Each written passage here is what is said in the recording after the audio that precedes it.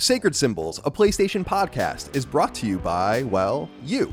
If you want to learn how to support our show, go to patreon.com/laststandmedia. Greetings and salutations. Welcome back to Sacred Symbols, a PlayStation podcast. This is episode number 224. My name is Colin Moriarty. I'm joined as always by my son, Chris Raygun. Chris, how are you today, my friend? You're cross-armed. Do you have something to say? No, this is my natural state. You know, like vaguely disapproving of the world around me. Sure. I don't know. I feel like this is kind of like the middle of my day. I've been getting up so goddamn early lately. Just, I fell asleep last night at 8. Wow. Isn't that gross? It is. It's weird. Like no matter when I got up, I would feel weird going to bed that early. Yeah. I just like, it was just like a natural, like, you know what? I'm feeling that moment of, it's like there's like a key moment where you feel like you feel yourself being pulled into like sleep, and usually I ignore that because it's like, oh, it's like 7 p.m. It's like, no way am I gonna go to bed now. But I was just like, you know what? I'm just gonna give in because I have a hard time sleeping anyway, and if I feel myself like falling into that, I might as well just go with it. And I just woke up super early, and I'm just like, all right, well. So this is like the middle of my day. I'm probably going to go to sleep at fucking 4 p.m. Right. You're going to have dinner soon? Yeah. I'll have dinner in the middle of the show. Yeah. Go get your early bird. Well, it's good to see you, my friend. You're living a more normal life. I mean, that's the way most normal people live, is they get to bed a little early. I always make fun of my nephews and my sister because my little nephew goes to bed at like 7:30 or something like that. Gross. And my sister claims that we used to go to bed that early. And I'm like, I'm telling you right now, that's not true. I never ever one time in my life went to bed at 7:30. My bedtime was 9 for a really long time. 7:30. Kids are still playing outside. 7:30. You got to listen to that. It's torture. Anyway, Dustin Furman, you have your Evangelion shirt on. How are you today, my friend? Pretty good. I was thinking, sometimes at night, Chris is talking about this idea of going to bed at 8. You don't want to. You think, I'm going to power through. I have stuff I want to do. Not necessarily you have to, but maybe you want to play games or something. Have you ever told yourself, like, oh, I'm just going to lay down for 10 or 15 minutes at 7 or 8 p.m. I don't know why. This is something I've done, not all the time, but it happens here and there. And you're just lying to yourself. As soon as you lay down past 6 or 7 p.m., it's over. And if you do wake up, you're going to feel horrible. It's just these lies we tell ourselves, sometimes. It's just, it happens. I'm always telling myself lies. Always. Yeah. It's part of living. It's a Sacred Symbols PlayStation podcast. We go up each and every week. You can find us 3 days early and ad-free on Patreon, patreon.com/laststandmedia. We appreciate your love, kindness, and support over there. More than 12,000 of you support us. We really could use your support over there. So please consider it. One of the perks you get is Sacred Symbols Plus twice a week, our supplemental podcast. We started the Sacred League, and I have to be honest with you, people are excited about this. I'm excited to hear it. It's our kind of fantasy sports style Sacred Symbols Plus, only for patrons, that we're doing, where we make predictions and prognostications and guesses and all of that. We're going to keep stats over the months and years to come. And I'm really excited about that. We'll probably do seasons, probably get a trophy at some point.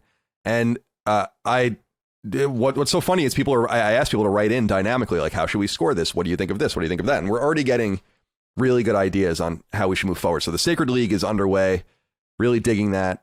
More soon. And by the way, that's part of a monthly approach that we want to take with Sacred Symbols Plus now, where we have more predictable Sacred Symbols Plus episodes. So your monthly Colin show, your monthly Sacred League. I'm working on something called the Sacred Sales Saga, which I want to see if I can get together as well, which would be another monthly segment. It's a little more complicated because it's going to require a lot of data crunching for me, but I think we can do something with that as well, and then have these repeatable things. So thank you for joining us. We just did one about remakes, which I thought was good. Dustin and I sat down to do, it was supposed to be 10, but Dustin only brought 5 with no backups. And we used one of the Chris same brought games. No backups to the league, and that was fine. That's true. Totally fine. That's a fair point.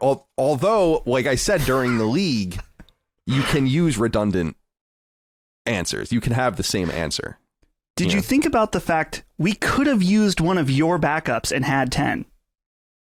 Yeah, I did think of that. But then I said my three honorable mentions. So really, there's 12. Anyway. That's true. I just did an interview. It will go live the day after this goes on Patreon with I did it with a freelance journalist named Peter Pischke, who wrote this expose on the on G4, basically the decline of G4, specifically what happened with that video in earlier in the year where that woman Frost went on that diatribe. He goes deep into that, and I think people will be interested in that. And by the way, I was just on Defining Duke Ultimate as well to talk about games media, and I know a lot of people like that. Interviewed a intern that worked at Unity recently. Really good episode about Atari. A lot of good stuff going on over there. We appreciate it. But Nathan Densley wrote in about the Sacred League, and he says, hey, C's and D. Sorry. Sacred Symbols League is a hit. I love the format and the series of questions about games played and news interests leading up to laying it all on the line with predictions of the coming month. I have no idea how the point or metagame is working, but I'm in. I don't either. I'm figuring it out. Colin, now I'm wondering how this all ends. A tournament with the title of Sacred Daddy on the line, a round-robin series leading to a best-of-5 for the ever-sought-after creaming chicken cup. I'll admit seeing Dustin lifting a hastily made trophy and now being able to call Chris and Colin his sons gives me serious Kenny versus Spenny vibes. I forgot about that show. It's an old show. So, yeah, we appreciate it. We're thankful that you guys like the Sacred League. We're going to keep it going. So sometimes we put episodes of Sacred Symbols Plus on YouTube or on free feeds to try to just tease the show. These new recurring things will never go on free feeds. So I just wanted to let that know as well. If you want to listen to them, you got to be a patron. Merch, laststandmedia.store. Thank you for your support over there. We have more coming very soon. In fact, a lot of it is in my house. It's inside of me. And it's here. It's exciting. 3 items in particular. Actually, technically 6, I guess, if you want to count all of that. And then actually 7 if you want to count all the different, whatever, it doesn't matter. And then Eclipse channel. Dustin. Yes. Tell me a little bit about what's going on with this Eclipse channel. Do we have 1,000 subscribers yet? I'd like to get to 1,000 subscribers by the next episode. If not, let's see if we can do it. We're pretty dang close. I want to say we're around 600 right now, but we have launched Sacred Symbols Clips over on YouTube. And the reason why we did it, I mean, there's numerous reasons on why we did this. We wanted to have a very short or a shorter, I'll say, digestible thing that people can discover or send to a friend, something that we can try to grow our audience. And there's also a lot of people in our audience that want to be able to either rewatch or just see kind of the important segments from the show. So this is our current experiment. Our current thing is Sacred Symbols Clips channel. And so far, it's been awesome. You guys have been showing up to support, and we really appreciate that. We're at 839 subscribers. Dang, more than I thought. Awesome. It must have been 600 a few days ago. So go support us. We have a URL if you're listening and you want to check it out. It's tinyurl.com/sacred clips. Or if you just go to YouTube and search Sacred Clips, you're going to find it there as well. I'll put the link in the description of this podcast as well. But yeah, we'd love to have your support, your subscriptions. If you watch the video, watch time is everything. So let it play, baby. What are you trying to be like the guy at Fanbyte? Let it play. I'm saying watch and enjoy the whole video. Fair enough. I'm not saying to watch it and leave it. All right. I'm saying watch it enough. again. Fair enough. Because it's Fair good. enough. Yeah, I do like that this is kind of a middle ground between, like we were talking, should we even promote it on Patreon? And we ended up not, because it's not really for that. It's for people that either want more bites. So some people are overwhelmed by the size of this podcast, like they're overwhelmed by the size of many other things. And I'm used to that. I'm used to people being overwhelmed by the size of things when they're around me. But it's going to be as long as it needs to be, the podcast, always. And so this is a way for us to kind of get some of those stories out there for people that have no testicular fortitude and can only watch 20 minutes at a time. Whoa. Okay. Thank you for enjoying the Clips channel. Now, I have a series of inquiries as we stretch our legs to get the show going. Actually, probably way too many of them, but there's not that much going on this week news-wise, so I thought we would, take a little time, talk to each other. Remember, one of the other perks you get on Patreon is to write into the show, use the weekly threads that we put up on the news feed each week to submit your questions, comments, concerns, thoughts, and ideas for our show. And join us on Discord as well. That's another perk. Winston G. McDaniel wrote in and said, hey, CDC, mostly Colin with this one. Last week, my ears perked up at the mention of Colin watching the Pat McAfee show on YouTube. As an avid listener of both Sacred Symbols and Pat's show, I've always considered them to be kindred spirits. Not due to both of you being lovers of vitamins, but because each show tackles their respective fields by removing the gross social veneer while having real insider information and knowledge.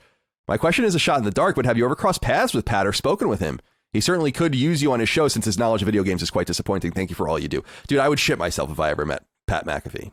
He's like one of my favorite people in media. For people that don't know who he is, he was the punter of the Indianapolis Colts for like 10 years. And then he randomly, and this is what really, at the time, it seemed crazy. He randomly was like, I don't want to play anymore. I'm joining Barstool Sports. That's what happened. So he went from making several $1 million a year to going and doing this podcast, but it ended up being like the smartest thing ever. He has one of the he's independent now, but he has one of the biggest sports podcasts in the world, and it's excellent. And I just think he's really, really great. So I'm glad that you enjoy Pat McAfee too. I get a lot of my inspiration from sports podcasts, politics too, but a lot of sports coverage, specifically football. There's just so many. If people listen to, and I've said it before, if people listen to the Around the NFL podcast, I really feel like that is the sports version of this show. And like, it's a completely insane show, and it's so funny, and it's owned by the NFL, which makes it even funnier. So yeah, shout out to Pat McAfee. He's wonderful. Nikolai Casio wrote in and said, do you guys really pay for YouTube Premium? Have Gen X boomers never heard of ad block?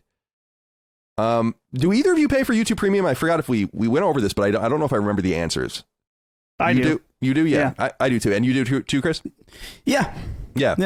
I do as well. Now, a few things about this. I've remarked in the past, I can't believe how much of it seems like it's a faux pas almost to be a YouTube subscriber. People are like, whoa, why do you pay for that? And to me, I cannot picture it any other way, but he says something weird. He gives the game away in his brief 2 sentences. He says, have Gen X boomers never heard of AdBlock? You have AdBlock working on your smart TV? Yeah. You have AdBlock working on your PlayStation 5? You have AdBlock working on your YouTube app? Maybe if you use Android, in which case I can understand why you want to save that $15 a month. Thanks for writing in. that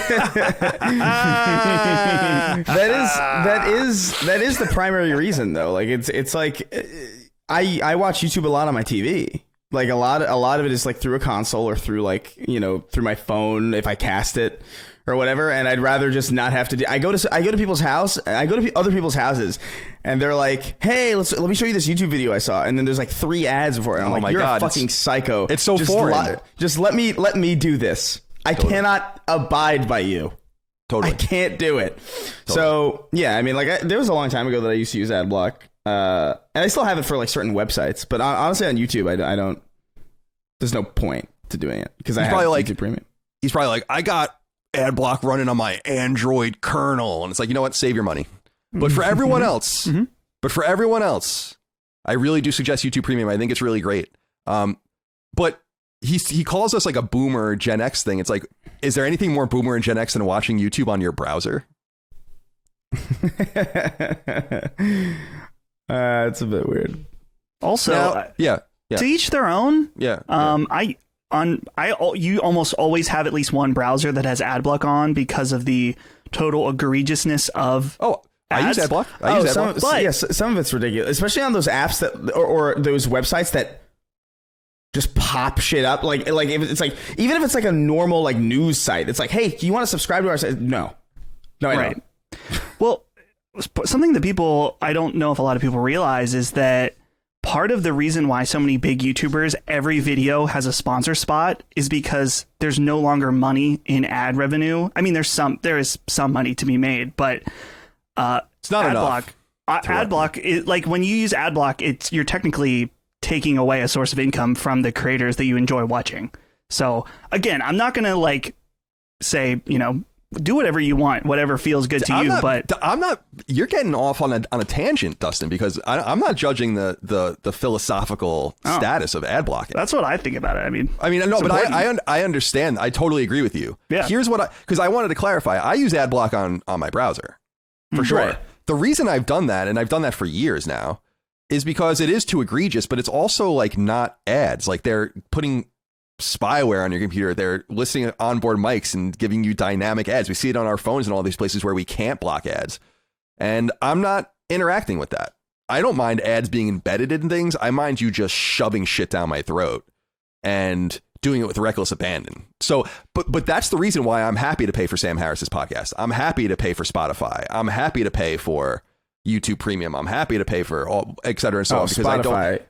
Yeah, that was a whole thing. Like, I forgot that Spotify had a free version for a while because I just paid for it for years and just like kind of forgot that money was leaving the account because it was just so inherently worth it to me that like I was listening to it, or a friend of ours had their Spotify on like one of those Bluetooth speakers, and I heard that thing. It's like, tired of the ads. Like, and it was like way louder than the music was. It's like, tired of the ads, and I'm like, what the fuck? Yeah, what getting all up on the mic. I totally forgot about that. 5 decibels higher. Yeah, it's So I'm not. I want to be clear when we're talking here about who even wrote about this, Nikolai. When we're talking about his inquiry, I'm not. You got to do what you got to do out there. It's what I say about piracy and stuff like that. I have a certain point of view about this. I'm not your dad. You can do whatever the fuck you want. I mean, there are people that steal our show. There are people that definitely steal our show, not only with RSS feeds, but with sharing YouTube links and all of that. There's just so much we can do. You have to kind of put it out there into the wild, and hope most people do the right thing. But I do this. I do whitelist a lot of websites. Yeah, me too. And like places I go, like Video Games Chronicle, Push Square, places like this, I don't block those ads. I block ads on sites I don't like. I don't care if I'm blocking ads for you. Most of these places we have total, like mainstream media, like MSNBC. It's like, I could give a shit less if you get an ad dollar from me or not. So, but yes, we pay for YouTube Premium. Enjoy, Nikolai, watching YouTube on either a browser. What do you watch it on? Netscape Navigator? And that's a name I haven't heard for quite a long time. Or on your Android device. Ugh. Because that's the only way you're using ad block outside. Like, that's the only way YouTube and ad block can possibly intersect. And please don't. Everyone in my tire's getting tired. Everyone in my family's getting tired of the people ruining our text messages with their Android green messages. And we just start leaving them out. Good example. I mean, that you're setting an example for society, and I think it's a good thing. That's so fucking dystopian. There's something really off. There's something really off-putting. It's like, you have green messages. That's like a Black Mirror. Totally. like a universe. Totally. Like there's always this conversation where it's like, oh, we should probably let Dad know, and I'm like, he's got an Android. It's going to be hard to do it. Someone's just got to call him. Send him a carrier pigeon. Yeah, exactly. Nikolai, thank you for writing in. I love saying thank you for writing in very curtly at the end of every one. Yeah, after relentlessly bullying a person. Indeed. John Barnett wrote in and said, hey, Sacred Crew, I must push back. So we have to, I want to get to the bottom of this. This is actually an important thing for us. And we're going to do it today. We're Sacred Symbols. We're the biggest PlayStation podcast. We are going to set the cadence for everyone else right now. He says, I must push back on the constant referring to Jim Ryan as Cryin Jim. After he flew to Brussels to talk to regulators about Call of Duty, this kind of name calling is reprehensible. For the love of God, his name is Jim Cryin. Now, there are multiple options here. Jim Cryin, Cryin Jim. I think Cryin Jim is far superior to Jim Cryin. I understand the alliteration, like you're trying to like play on his name, but calling him Cryin Jim allows you to call him Cryin Jim or Cryin Jim Ryan. Getting the back end rhyme. Yeah, Cryin Jim Ryan. Right? Yeah. So calling him Cryin Jim, I feel like, I mean, that's staying, he's, as far as I'm concerned, Jim Ryan is Cryin Jim. That's like his Indian name. And that's going to be his name forever. His Indian. I think he really, I think it feels like, when Trump was on the, it's like a little Marco. That's what I was going to say. Yeah. Little Marco, Lion Ted. Ted Cruz. It's like almost clever, but not really at all. It's not clever at all. It's just an observation and a name. Like, and it's not even like a particularly deep observation. It's just like Lil Marco. It's like, yeah. That's it. That was such a weird time when he was just making up all those names. And it's gonna come. I mean, God, I hope not, but there's a decent chance we're going to be dealing with this man again, and who knows what kind of it's going to be names he's come up with. What was Hillary? Hillary was Crooked Hillary. Crooked Hillary. Crooked Hillary. Yeah. Crooked Hillary. You got to say this. That man. Say what you will about him, good or bad. I have lots of things to say, good or bad, about him, but he definitely knew how to market. He was funny. You know? He is funny. That's exactly right. He's objectively funny. He was not a good president. Although I would argue it's been probably like decades since we've had a good president. Yeah. So I don't know, man. He was definitely one of the funniest presidents. There's no doubt about that. Yeah, for sure. Yeah. And I think, you know what, I'm going to go on board and say that I think Cryin Jim is better. Yeah. I understand the alliteration. I understand the pun, but I don't know. Jim Cryin almost sounds like you're having a stroke. It almost sounds like you don't know what you're trying to say, you know? But Cryin Jim is like, there's no mistake. Right. I love it. Crying Jim Ryan. Crying Jim. Flying to Brussels. Yeah. He's always flying to Brussels. He flies to Brussels and complains. That's okay. That's fine.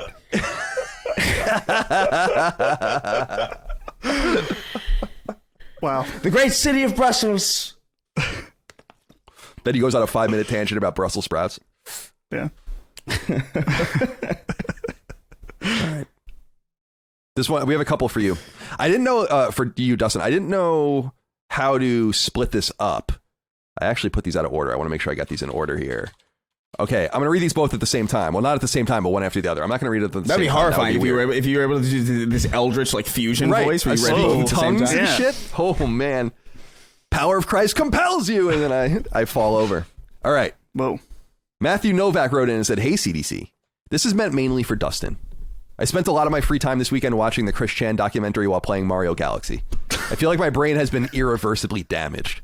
I'm too scared to admit that I'm watching this to any of my friends, so I'm writing in just to say that I've seen the darkest parts of humanity and maybe we deserved COVID."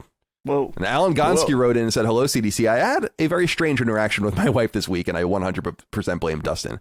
I'm minding my business and listening to the comprehensive history of Chris Chan while making my lunch for the next day. I make some sort of strange face, and my wife asks me what I'm listening to. I then have to try to explain to her who Chris Chan is and why it is interesting, sad, funny, or oddly addictive. She was looking at me as if Charlie was explaining as if I was explaining to Charlie how the mail works."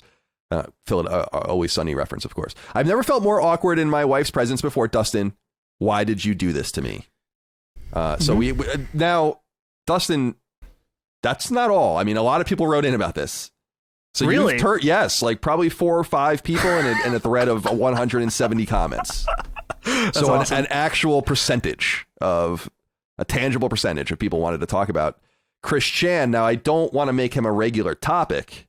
No, but it seems like you have turned people on to this documentary. In fact, you took advantage of it in some way. Would you use Fiverr to get him to do his intro for Sacred Symbols? Well, you should put that. Can we use that? I don't know. Since we're monetizing it, I didn't pay for the commercial license of his voice. Yeah. Fair enough. But you can go find it on my Twitter. Yeah. What was funny about that? So for those of you who didn't know, I posted a link that was basically the Chris Chan documentary, but I changed it to be about sacred symbols. And I actually used Gino Samuel, who's the creator. He has a Fiverr account where you can pay for him to read stuff. So I like messaged him beforehand. I'm like, "Are you cool with this really dumb joke?" And he's like, "Yeah, no problem." So, go watch that. What's funny is there are some people that just thought that it was a making a murderer style documentary about us and had no idea about the Chris Chan stuff, which it was still funny to them, which is good. But once you see part of this Chris Chan documentary, it's about 20 times more funny.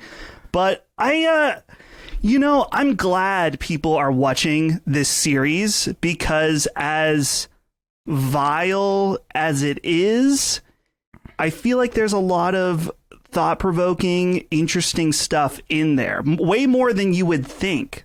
How did this man come to be the way he is? How is this a lesson in the internet overall? How can we avoid this again? How can people parent their kids better? There's many philosophical questions that you can go over in your head when you're watching this documentary series, and it's just so well done. Shout out to Gino Samuels, because I don't know how he's done it for this long, making over 40 hours of Chris Chan related content. It's insane. Well, you imagine like it would be like Edgar Allan Poe, right? Where you are in this space so much that you become that. Like Edgar Allan Poe is notoriously morose, obviously, and so I wonder if there's something deeply perverse in that man's mind. Yeah, I mean, when you sent me that thing, Dustin, I lost my mind because I've been watching this shit for so long. I sent that to my friend Gabby, who like I've been following this whole documentary with since like the beginning, and I sent her that clip, and she like lost her fucking mind. That made my day. Good. Like seeing that. But well, that was the thing, is that it didn't cost me a lot of money. I think his Fiverr fee, because it was only so many words, it cost me $7, and then I left him a nice tip just because I knew how stupid what I was doing was. But oh yeah, I knew that. I was like, as soon as I saw you had a Fiverr at the bottom of one of those videos, I knew I had to do it. It had to be done, and I'm curious. Let me know, everybody, what you're thinking. What are your thoughts on the Chris Chan documentary? I want to hear it. Don't put it in the sacred thread. You can let me know on Twitter or whatever. We don't want to talk about Chris Chan on Sacred Symbols. I don't want to say ever again. But Let's keep it rare. If we can avoid it overall, that'd be good. Yeah. Well, you did this. What did I just get here? Oh, I just got an email. I'm telling you this now because we can do it, I guess, now. You can now choose your handle's name here for YouTube. Oh, on YouTube? Yeah. That's so ironic. We were just talking about that. Yeah, I just got the email. What the hell? How do you do that? Because don't you need 1,000 subscribers and something like that? I don't know. I just got an email. I'm just telling you, it's very weird. I'm forwarding it to you right now. I gotta check that shit out. All right, there you go. Perfect. Okay. What are we talking about? Where are we now? Let me bring the document back up. Okay, thank you for that, Matthew and Alan. Sorry to ruin your lives. Luke Saletta wrote in and said, "Dear Slits Colin, what is wrong with you?" Let's just stop there. I don't know, but there's a lot. Chris moved into a new place and already his room is neat and tidy and ready for action. You still have that can of Pledge, Bluebird box, and giant comically sized liquor bottle standing on the floor. Take 2 hours and get that mess in order.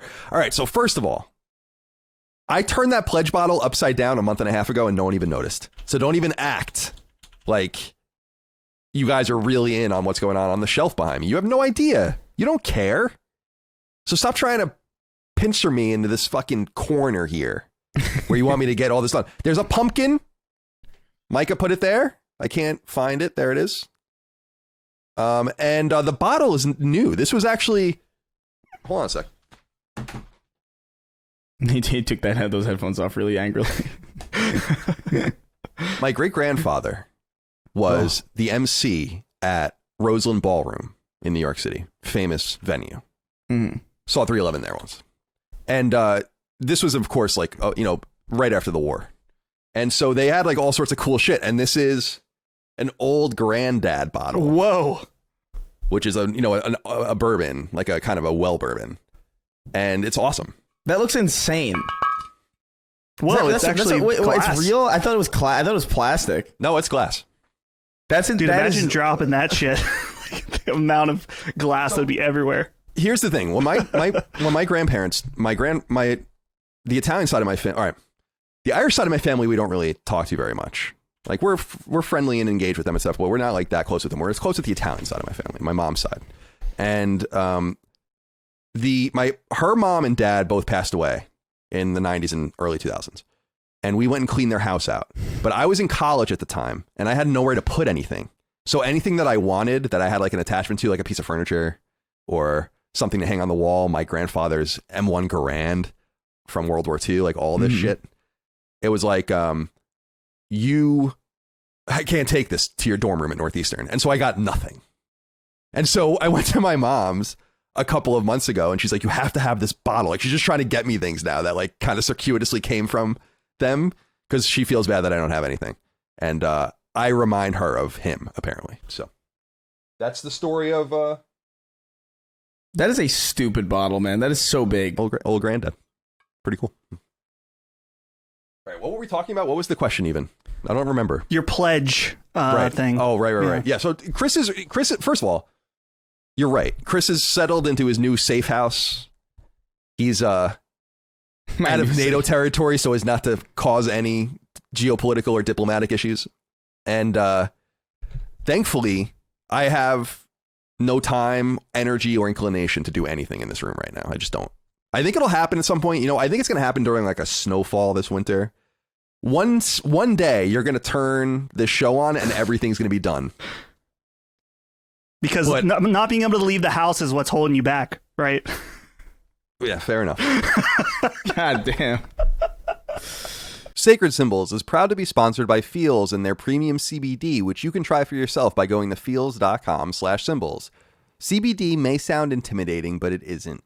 In short, it's an extract from the marijuana plant called cannabidiol, and using it can net you a slew of positive benefits in your never-ending quest for better self-care. I'm a lifelong sufferer of anxiety and stress. I always have something to worry about, and even when that's not true, I tend to make it so. But using Feels' CBD tincture, I'm able to stave off the deleterious effects of being in an anxious and stressed state. After putting a few drops under my tongue and waiting but a moment or two, relief washes over me, and it can do the same for you if you sound like me, you godforsaken worrywart.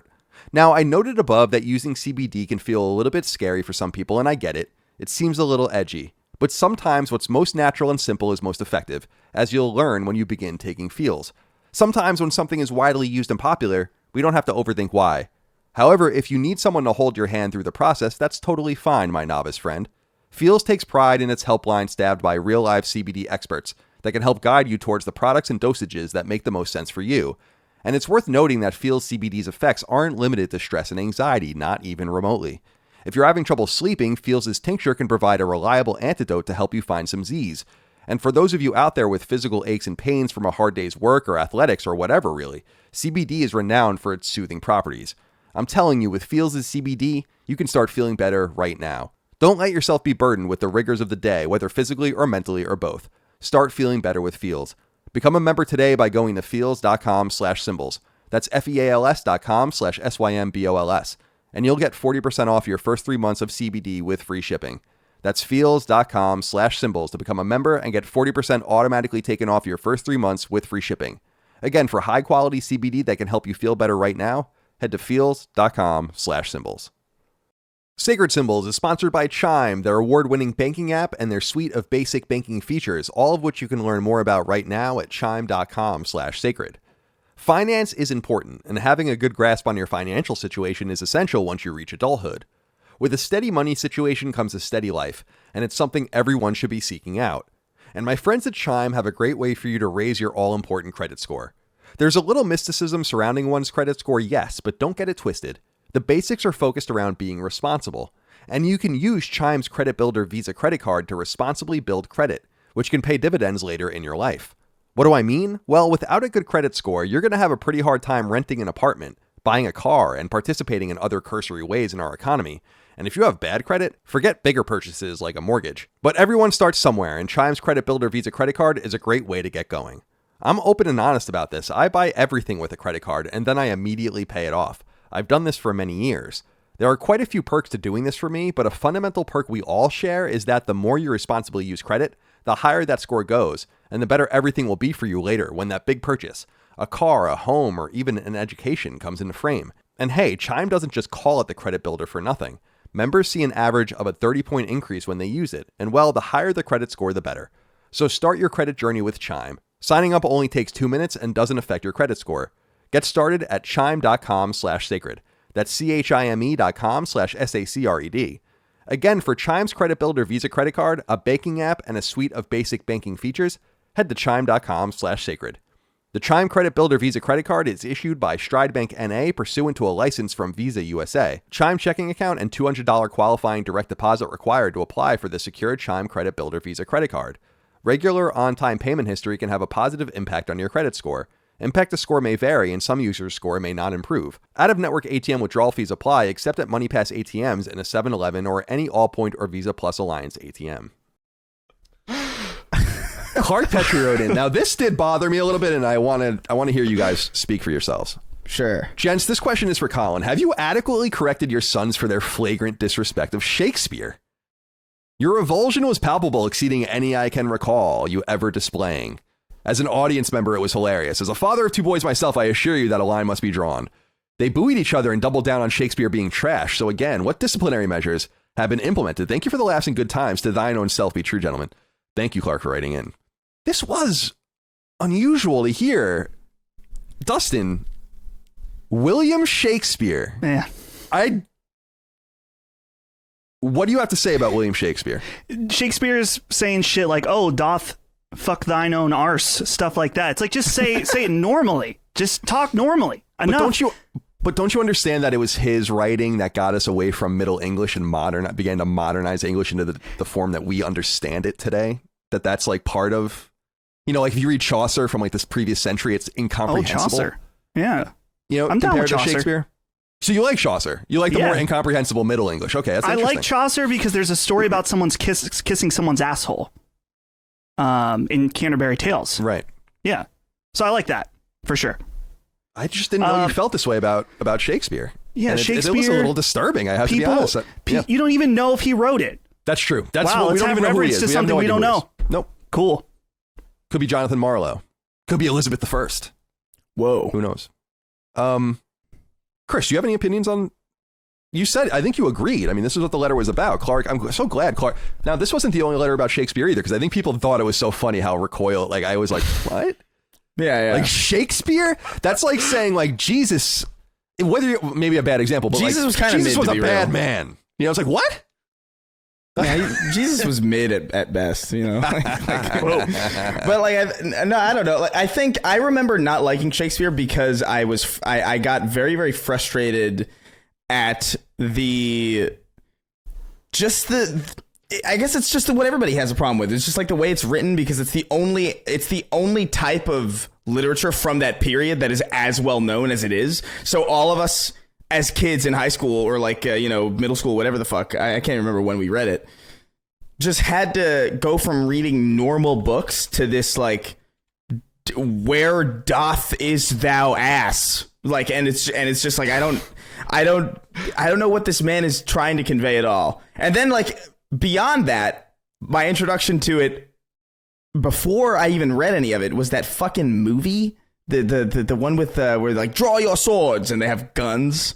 Oh, Romeo and Juliet. Yeah. Baz Luhrmann. That's Baz Luhrmann. That's part of the problem. Yeah, and I'm just like, I Very 90s. I don't can't hate that do movie. it. Good soundtrack. I will say I don't really have that strong of an opinion on Shakespeare, but I just thought it would be funny to double down.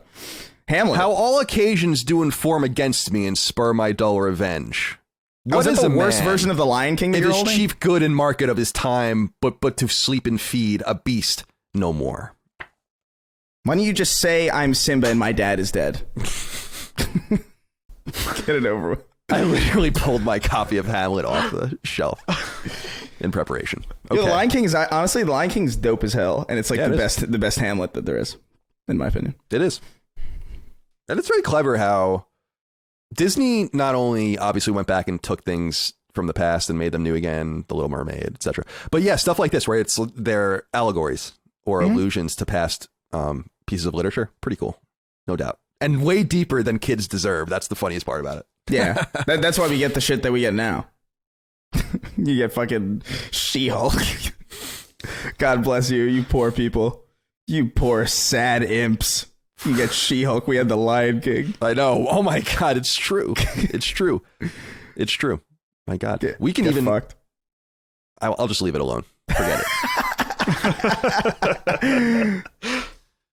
Kyle Day wrote in and said, hello, Colin, my fellow yard work enthusiast, Chris and Dustin too. For whatever reason, I found myself playing Lawn Mowing Simulator on PS5 this last week and seeing it as part of PS Plus Extra. This was the most ridiculous game I've ever played, in the sense that I couldn't believe I was playing a game where you just mow lawns. However, it was a strangely relaxing experience as well. My question is, what everyday chore or task would you like to see made into a video game? Dust the house simulator? Unload the dishwasher simulator? We're getting there, dude. I mean, it was funny when... What was the job simulator? Then vacation simulator. There was a meta to the meta game of job simulator. Job simulator was supposed to make fun of a future where humans weren't necessary anymore and machines were curious about humans, you know, and like the way they did things, and they still have these like traditional ways of going about their business, and that's hysterical. But the meta game below that was having a game of doing mundane things would actually become something people wanted. And I don't know if that makes sense to people out there. In other words, there's a deeper level to the cynicism of the game that I don't think was even intended, and only has come true in the years since, let's say. So I'm curious what you guys think of random task, not the Austin Powers bad guy. He's in prison, by the way, but random task simulator. I'm not against these kinds of games. I just want to say that outright. I was trying to play that truck driving game. What was it called? Snow Runners. Yeah. But they get deeper and deeper. And I was actually watching a YouTuber recently, fell down this rabbit hole of a dude who does farming simulator YouTube videos. But what he does is he tries to do like ridiculous shit. Like, how much money can I make only raising corn in this little area for like 10 years or something? It's like so funny. So I dig this kind of stuff. Dustin, are you interested in any of the mundane task simulator? And is there anything you'd like to see?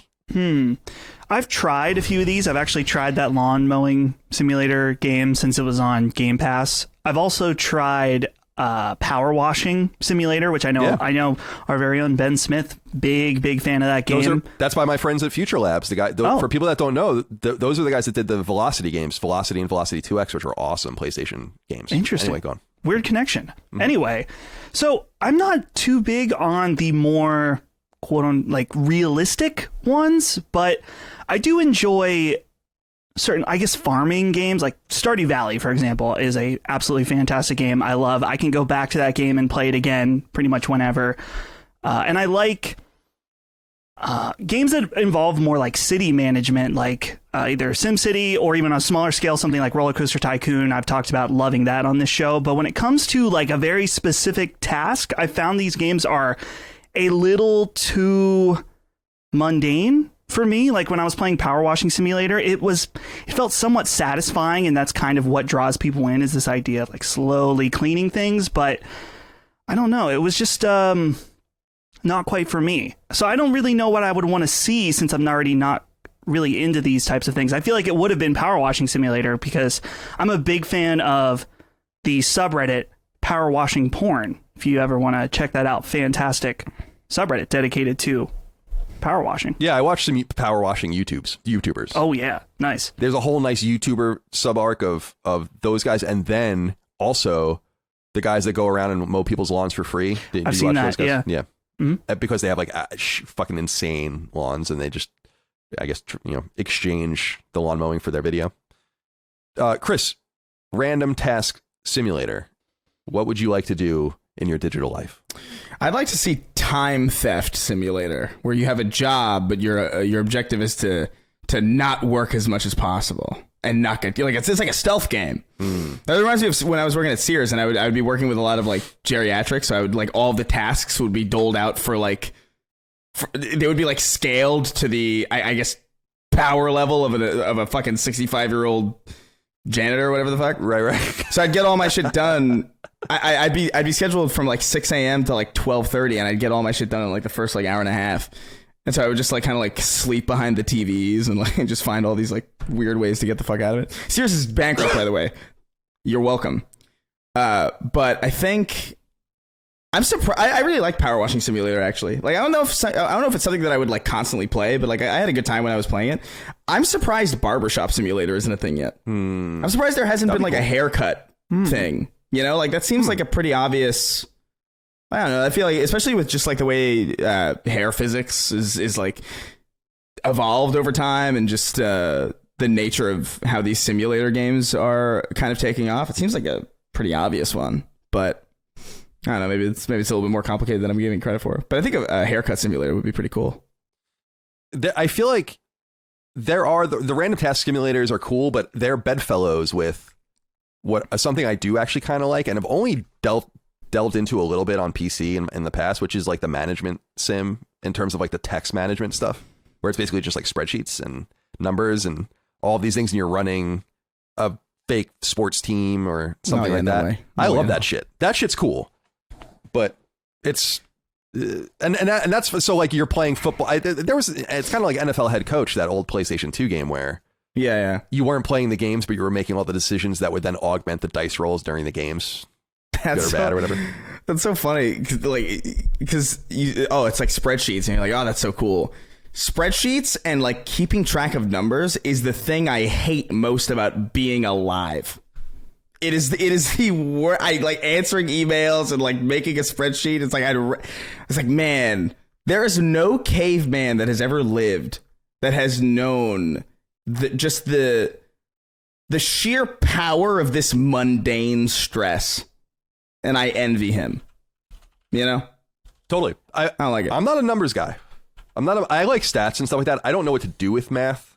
Don't put complicated math in front of me, but I do like keeping statistics and monitoring things. That's what I think is so attractive, or one of the things that's always been attractive to me about sports.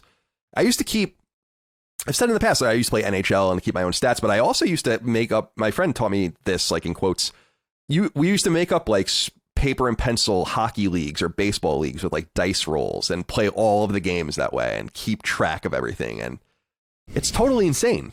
I don't know where that whole thing came from in my mind because I'm very right-brained, which wouldn't suggest that I would do anything with numbers. But maybe that's where my love of chess maybe comes in as well. But yeah, these kinds of games are good. And I'm fascinated by them being relaxing to people, like the very act of doing what someone would do at work. In other words, you're not being an adventurer. You're not playing Gauntlet with an axe in your hand. You're fucking driving a fire truck. It's like, okay. Well, yeah. Have you ever done like woodwork and stuff like that? In high school, yeah, I did. Yeah, I'm horrible at it. Yeah. It's like something like that where it's like I find that relaxing. But if I was doing that, like 16 hours a day for like a week, it probably wouldn't be so relaxing. That's fair. And it's like that guy with that awesome truck setup. Exactly. It's good stuff. It's nerdy. All right, where are we now?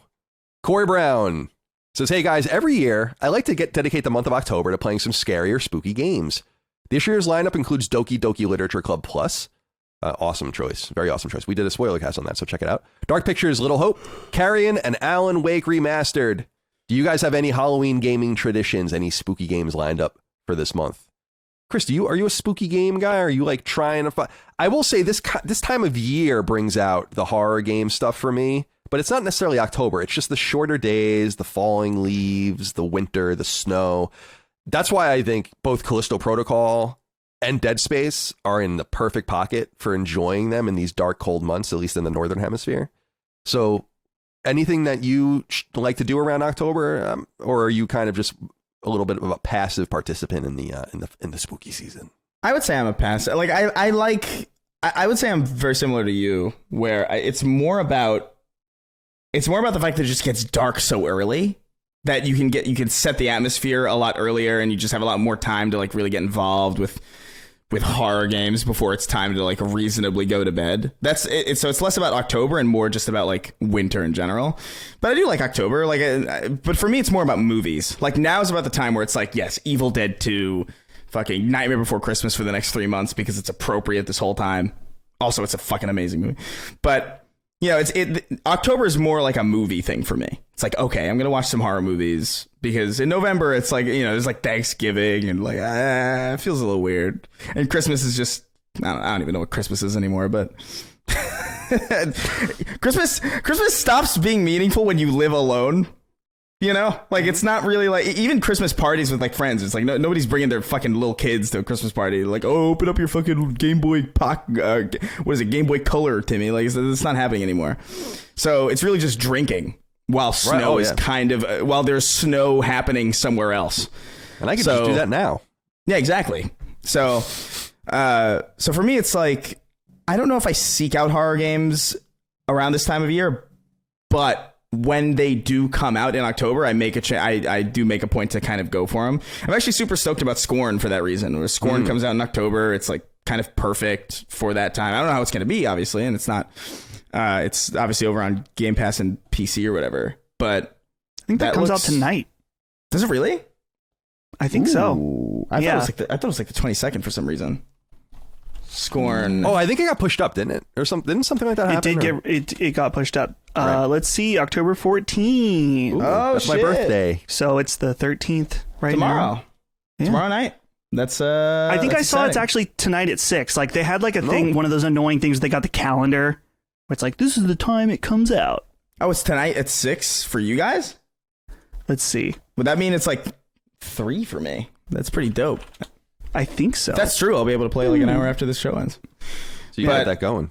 Yeah. But I don't know. It's more of a movie time for me. It's tomorrow. Sorry. Tomorrow. That was such a waste. See, it comes out October 14th, just like I came out October 14th, 1984. Is tomorrow your birthday? Yeah, it is. Oh shit! I would say happy birthday, but that'd be a little gay. It's okay. I appreciate it. I felt bad because I don't like my birthday, actually. I try to acknowledge it because I feel like it's actually more awkward sometimes to not acknowledge it. Yeah. Right. But I don't like my birthday. I do try to make it. I don't like my birthday. I just don't like it. It makes me feel weird. What does that mean? I don't like being this. I don't like attention in terms of everyone calling me and talking. I don't know. I guess I understand that. Yeah. But So I've made exceptions in my past where I really try not to acknowledge my birthday. Like, I felt my mom, I was working out yesterday. My mom called. She's like, do you want to do dinner or something for your birthday? And I'm like, I really just want to hang out. I appreciate it. Like, I don't want a day about me. I just find it awkward, but I try to make an exception once every 10 years or so. So when I was 21, I went fucking nuts on my birthday. And then when I was 30, I went and had an awesome, like, long weekend, Bourbon Trail and all that kind of stuff. And when I'm 40, so I'm turning 38. When I turn 40, I am going to do something big. And that's fine. And I'll invite people. Like, I was thinking, like, I probably will do something like, I'm going to Japan. And, you know, everyone can come and we can hang out or something if they want. Or something like that. That'd be sick. But so I try to save it all up.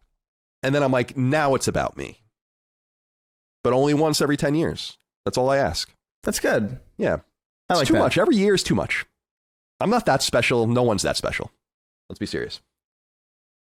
Let's get rid of holidays. Can we agree with that? Nah. No. I need something. It's very French Revolution to say that. You know, do you guys know about the French Revolution as far as like how they tried to like remake the calendar and time and all of that? Do you know anything about I try this? not to learn about the French. Oh, that's good. Same. But yeah, the French Revolution was nuts because they literally tried to recreate time itself, like new months, new days of the week. You can read about it. It's true. 100% true. Fuck the Gregorian monks. 100%. The French know what's up, apparently. So that's like a very revolutionary thing. I don't think I'm quite that revolutionary. Yeah. Okay. And what else is going on here? Oh, a correction. Your boy, Nicky the Fifth, wrote in and said, hey, spunk sponges. It's fucking horrifying. Sorry to be pretentious know-it-all, but just wanted to write in with the correction. Last week, you guys claimed that PS Plus never launched with a Game Pass style model, though it turns out it actually did. Back in 2012, you were granted access to an instant game collection, which included Infamous 2 and Little Big Planet 2, amongst a dozen or so other titles. I remember this, and I went and looked it up. I would say Dustin is mostly right, but PS Plus didn't launch in 2012. Yeah, I think that's like what we were saying. That's why I was wondering if what people were remembering was the slow buildup of free games you have. I mean, now you have, if you've been doing what you should have been doing the entire time and just marking all of them to download, you should have hundreds of free games now. You could theoretically never buy a game if you were patient. Something good is eventually going to come. We're going to talk about more of those PS Plus games soon. But I wanted to acknowledge, Justin, that you were right. And halfway. I knew what you were talking about, but I was trying to remember what the specific angle was. Like, were they saying at this point you should have all of these games? But I don't think they were saying that. So I think it's, 6 of one, half dozen of the other. But I appreciate the correction, Nicky the Fifth. Thank you for writing in. All right. I've been listening to the audience. I think you guys have been listening to the audience. I am also feeling a personal malaise. I'm sick of talking about Activision and Xbox and Activision Blizzard. However, some items have come out of recent import, including Strauss Zelnick at Take-Two, the CEO of Take-Two, saying that he thinks the acquisition is a good thing, which is interesting and might have some influence on regulatory people. That Sony told regulators, according to Video Games Chronicle, that they're afraid people will switch, and this is a huge monopolistic advantage in some way. And there were a bunch of responses from Microsoft about regulatory concerns. I don't know. I'm just sick of talking about this. I just want to talk about it again in more depth when we have more to say of substance. But in the meantime, I want to give you guys the floor if you have anything you want to speak on that maybe came to fruition in the last week, just to make sure that the docket is clear. Do you have anything, Dustin? You don't have to, but I think the only thing that I would just like to point out is that it's fun watching this ongoing story, and I think that there's a lot of focusing in on what specific people say about what side is saying what, when I think that we can all agree that both sides are just saying whatever they want in order to try, or whatever they can in order to fill their own personal or company-wide goal, which in Sony's case is to say whatever it takes in order to get regulators to block this deal, and Microsoft saying whatever it takes to make the deal happen. And so I think that is the thing to watch as this deal just continues to get more and more ridiculous and silly, seeing these two sides. It's just that before you get frustrated at something that either side is saying or that someone is saying, just realize that this is all stupid.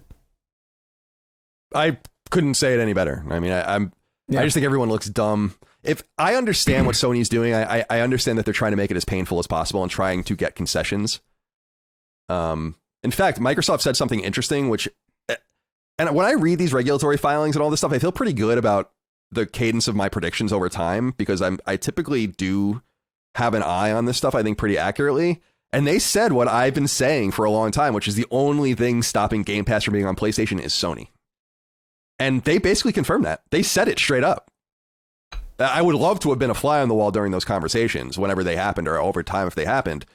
But I thought that was interesting. In other words, it has nothing to do with the deal that makes things interesting to me. It's all the extraneous stuff, very similar to the Apple Epic thing that leaked all of that interesting information. I really don't care about the Apple Epic deal at all, other than what we got out of it in terms of information. So I wanted to say that. I thought that was interesting. And I agree with you. I just think everyone looks dumb. If I were Sony, I would also be trying to delay this as much as possible to just, it's like when it's like when there's a war situation and you are at the diplomatic table to buy yourself time to prepare for the war. You have no intention of, shaking hands and doing all that. You're just trying to buy yourself time. And Sony can buy itself a year, 18 months to get its own shooters going, its own relationships, in place, second party things, money in place as well to kind of start the fight back.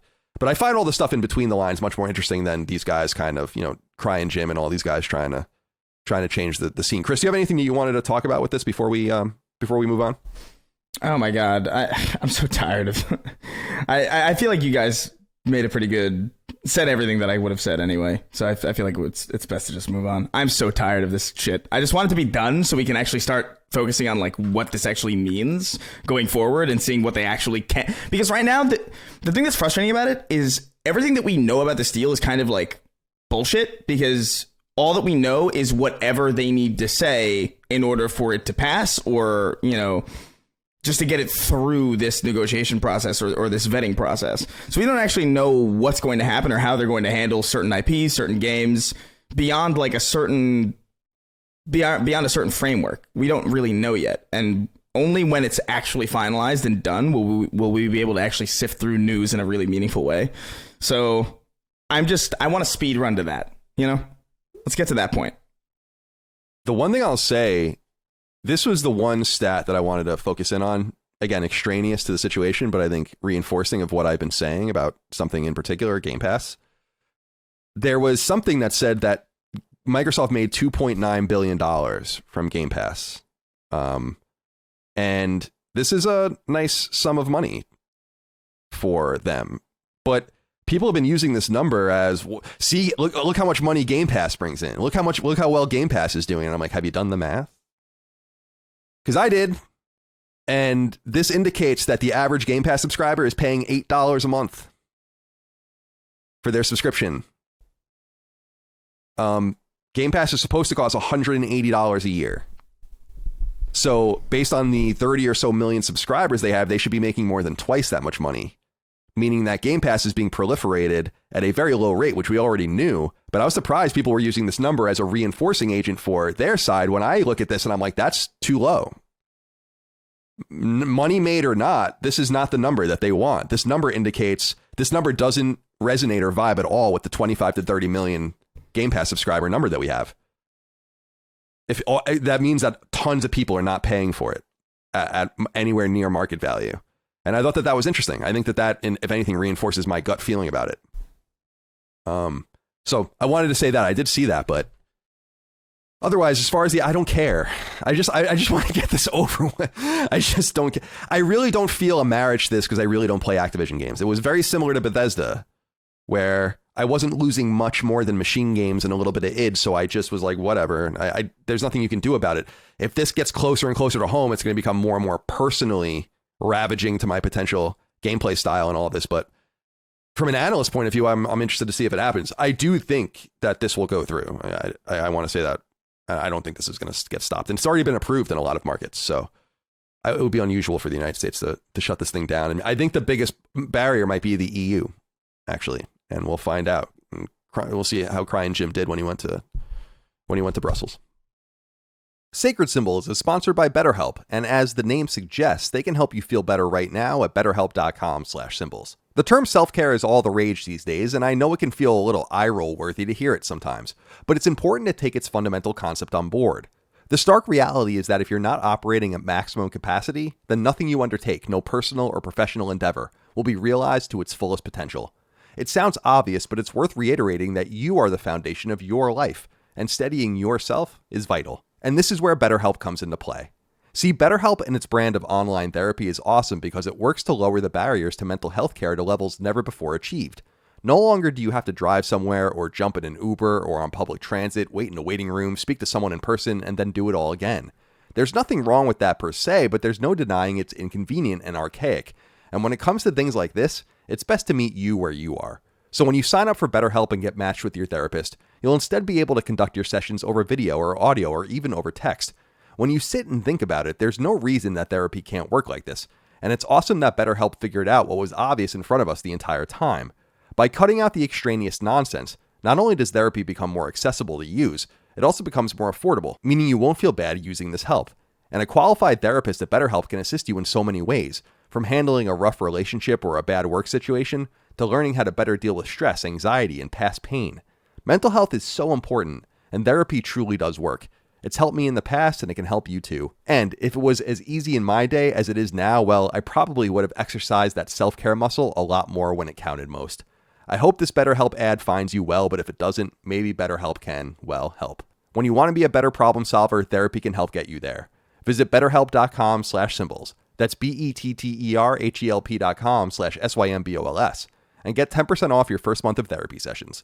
Again, that's betterhelp.com/symbols for online therapy that can help you feel better right now.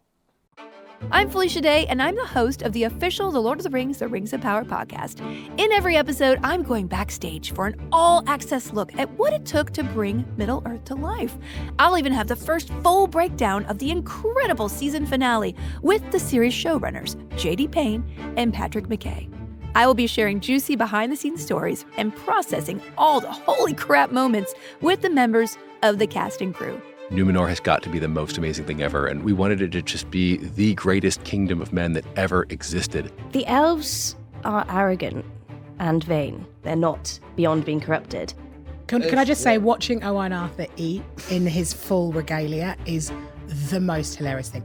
So if you want to deep dive into every episode, watch The Rings of Power on Prime Video and listen to all 8 episodes of the official The Lord of the Rings, The Rings of Power podcast for free on Amazon Music. Download the Amazon Music app now. All right. God of War Ragnarok is gold. Adam Dietzman wrote in and said, "Hey, gents, we're now under 1 month away from the launch of God of War Ragnarok, and so far we've only had trailers from PlayStation marketing and 4 2-minute or less videos from Game Informer. Is this an acceptable way of showcasing a product from announcement to release?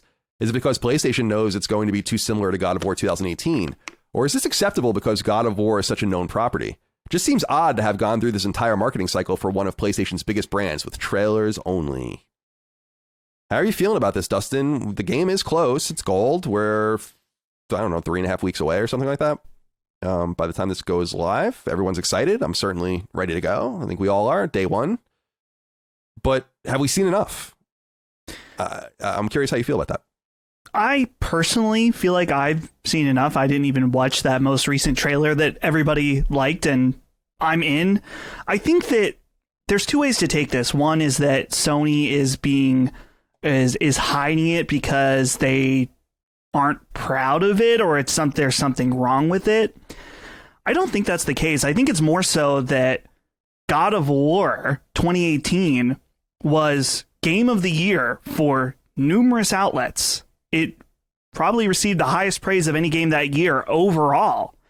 And so they know they've got the juice with this game. They know they don't necessarily need to splatter it everywhere with previews and all kinds of stuff. That it's the mystique actually probably will help sell the game. Now, I don't think all that mystique was intentional. I think that there clearly was some production issues, whether it's with the guy that plays Kratos. There was talk about him saying that the game got delayed because of his own health problems, stuff like that. So I don't think that they intentionally were trying to be quiet or anything, but I think that at this point they're thinking, there's nothing we can really do to hype up this game anymore. In fact, I think that showing any more could potentially turn people off, just in that it's more exciting. The thought of the unknown is more exciting than the known. There's actually a question about that later, which I'm really excited about. But I think that they're using that to their advantage right now and just kind of riding it at this point. Chris, how are you feeling about God of War? Do you think we've seen enough? I did watch the last trailer because I was just a captive audience. That was during State of Play, right? So I think I just went ahead and did it. I haven't seen too much of it, though, and I like to keep it that way. Sometimes the surprises are not pleasant, but usually they are. But we're weeks away. I mean, what's your feel? I mean, I feel like it's probably going to be good. I don't really have a reason to think it's going to be bad. I think, generally speaking, I think the reason why we haven't seen much of it is because this is a narrative-heavy game. It's a very story-heavy game. There's not really much that we could see. The selling point of God of War, in my opinion, is the story. It's the narrative. It's the, what's going on in the story, in the world with the characters. How are the characters going to interact with each other? What's going to happen? That is the main draw for this game to me. I'm not really excited about, oh man, I wonder how they've tweaked the Valkyrie. I don't know. It's God of War is not a gameplay driven game to me. It used to be. It's kind of interesting, but now it's more about the story. So it seems obvious to me that they can only show so much, maybe like flashes of set pieces, which is what we got in that trailer. Really, like we got a lot of vague dialogue that doesn't really imply all that much. We saw like some big set pieces, but we don't really know how they connect or how they relate to one another. It's a really well done trailer, but it's really as much as they can do without giving too much away. I think I don't know, it's just an interesting situation for this game where I don't think they could show more if they wanted to without kind of undercutting themselves. So I don't think it speaks to their lack of confidence. I think it's just the nature of the type of game it is. I've been watching, I watch football religiously now that it's football season, and I was wondering if we were going to see commercials for this pop up, because the only game I'm really seeing commercials for during football is Modern Warfare. Those commercials are bad, by the way, but I understand why they did them. I mean, they have so many like stars in them, and people are probably sharing them and all of that, but nonetheless, I am interested in God of War Ragnarok. We will all have much to say about it when it comes out in November. We will be doing, obviously, a spoiler cast and review discussion, I would assume, before Thanksgiving. Get that slotted and ready to go as well. And we will not spoil God of War 2018, because I know some of you haven't played it yet, although you really should, in preparation for Ragnarok. And Ryan Gerson wrote in and said, "Hey there, you moist, de-slittin' booty shittin' bad boys." Wow.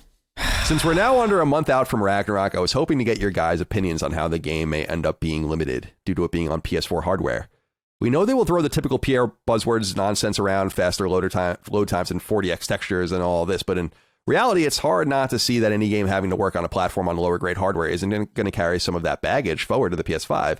It's not like they've made two separate versions of the game, a la how Ubisoft did some of their cross-gen Splinter Cell or Prince of Persia games. What do you guys think?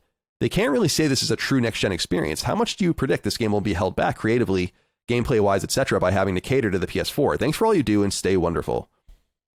I've always been bummed that this was a PS4 game. I understand it a little bit more, considering that I think the way they're talking about it indicates, and as we've noted, that this was supposed to be of a launch window game that got kind of screwed around due to injury, due to COVID, etc., as was noted. So maybe you can forgive it for that reason. But I agree with you, Ryan, that how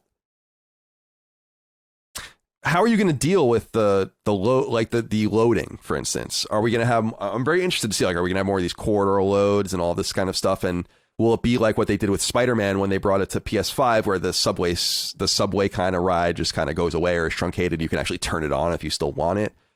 Hopefully it's something they could just cut out in that regard, so that it doesn't injure the game itself. But a lot of times they use these opportunities for loading to express some exposition or some tutorial work or whatever. I don't know. I agree. It's hard to imagine that it's not going to be a PS4 game running on PS5. I'm sure it's going to be a beautiful PS4 game running on PS5, and I'm sure it's going to be really fun. I don't think PS5 has necessarily brought anything forward in terms of gameplay, so I think that I'm not worried there. The DualSense is going to be probably expertly used, but yeah, I think you're going to get a PS4 game. And I felt like Horizon was a little bit like that too. I loved Forbidden West. I thought it was awesome, but it's a PS4 game. And so those moments of getting games where there's no one holding a hand up to drag you up so that the next part of the game can load above the ridge, or squeezing through things so that the next part of the game loads and everything can kind of catch up. We're going to continue to have those things until we move on. And so I am worried about that a little bit. All right. Moving on.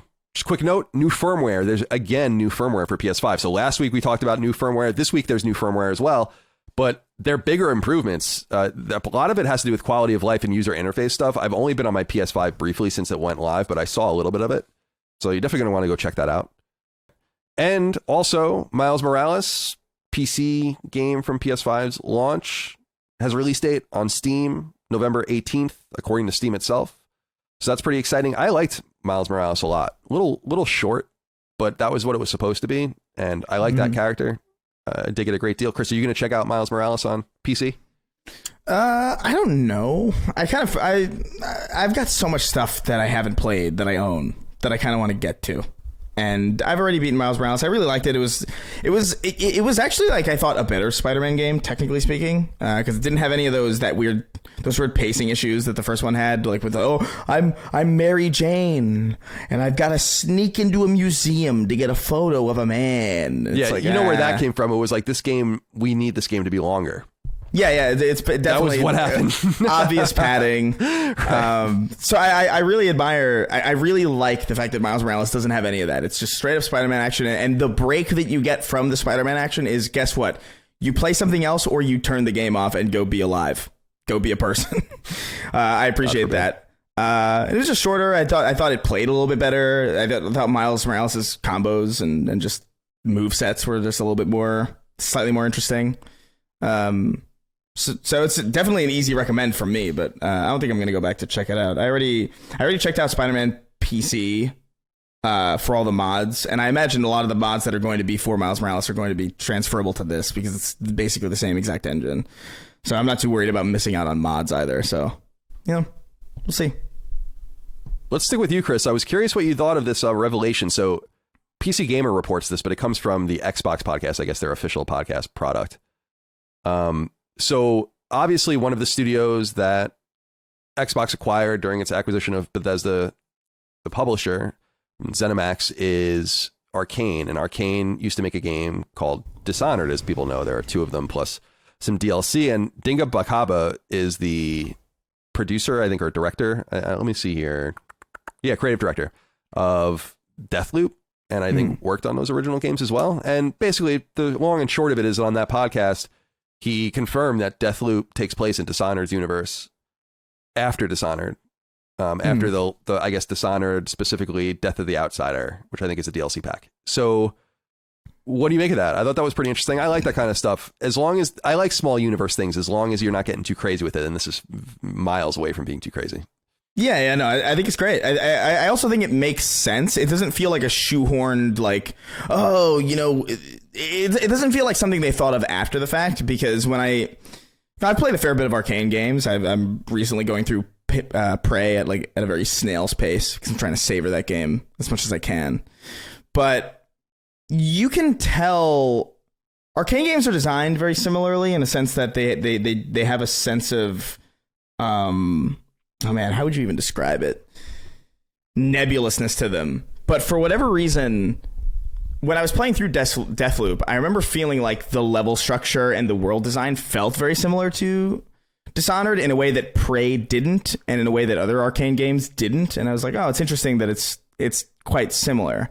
Obviously, I didn't jive as well with Deathloop. Maybe obviously none of us did at the beginning, and Colin came around on it. Maybe another playthrough is all it'll take, but I think it's cool. I think it's neat. I like Arcane a lot. I like Dishonored a lot. Dishonored 1, I think, was one of the best games that year.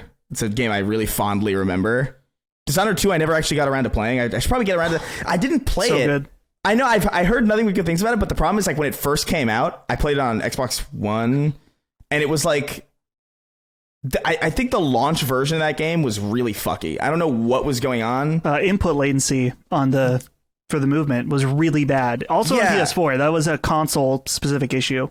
Yeah, that was what I was. I don't know. I remember feeling like there's something wrong with it. This feels wrong. Like, this doesn't feel as good to play as the original Dishonored, and I don't know why, and it's frustrating. And so I just put it away and just never got around to it. But, you know, honestly, maybe that'll be something I pick up again this week. You know? But I think that's dope. Arcane is awesome. Criminally understood studio, I think. Yeah, and multiple teams now too, like a little bit of an American flavor, obviously French. Yeah, and I think for me, Deathloop was a good example of just keeping an open mind about games. That's why I never really write anything off when I move on. Typically, I know enough now about myself to stay away from the games entirely that I know I'm not going to like. I'm not going to bother with Assassin's Creed. I know what's going to happen when I play Assassin's Creed. It's not even going to. But there are kind of more agnostic games, let's say new IP or different things that come out of left field where they strike me as something and I'm like, not now, but maybe another time. And Deathloop was a game like that. It just, for some reason, in fact, it's so funny. I remember playing it and being like, won't this game just shut the fuck up and leave me alone so I can play it? And it's not that kind of game at all. It's just, I wasn't in the right headspace for it. It's the kind of game that you want to talk to you. You got to play it and study it. And it ended up being awesome. If anything, it worked in such a way that Dishonored, I never played the second one, but the first one I played just a little bit on PS3, and I just didn't like it very much. And it kind of has reignited my mind about the potential of visiting that. In other words, this game took those two Dishonored games off of the never bother list and put it back on the there might be something here list. And actually Prey, the same thing. I played Prey when we were still doing the show in LA together, and I didn't like it. Yeah, what I remember was I was like, I don't like the combat. It was fun until I had a fight. Yeah, and I was like, But I think that maybe I get it a little bit more now. So want to keep a open mind about going back to those games. And shout out to Deathloop, really awesome game, and available on Game Pass now too if you're an Xbox person. Okay, wanted to note Saints Row. So THQ, or I shouldn't say THQ Nordic, but Embracer Group, I think it would technically be Deep Silver, quietly announced that Saints Row, this reboot of sorts, has sold 1 million copies. Pretty appreciable amount of copies. Not great. I think the potential was way higher than that. But they noted this in a small post on their website, noting that there's going to be a big update and promising long-term fixes. Very extensive kind of listing in paragraph form of not only DLC that they want to do and cosmetics and all of this, but quality of life changes, so-called ongoing improvements, and all of the rest. I wanted to just present this to see, Dustin, are you interested in playing Saints Row? Do you want to check it out? No, probably not. Even if it's fixed, it's just not really my style. I appreciated some stuff from Saints Row the Third because it actually, I don't know, the humor and the way it was written felt appropriate for the time, and they clearly have not. The way that they've changed is for the worse. Even honestly, when I see this game sells 1 million copies, I'm like, dang, that's 1 million too many. Specifically based on the state they released the game in, it sucks that many people bought a broken game. Yeah, I think that's just inertial. I think it's Saints Row. 1 million copies. I think it's worth that. Yeah, it is a shame though. It's funny because I really wanted to play it. I think I'll still pick it up, but it's going to be one of those $10 things for me, I think, or $20, maybe something like that. Chris, does their promise of fixing the game make you want to play it? No. That game can't be fixed to me. Like, because the main problem with it is all in the, I mean, aside from the stuff that just functionally doesn't work, I think that stuff can be fixed, but I don't think the tone of the writing and just the general concept of what this new Saints Row is works well with what Saints Row is supposed to be in the first place. The idea that they censored, because there was a joke, what was it called? It was Rim Jobs, the place that you would go to get your car retooled. Right.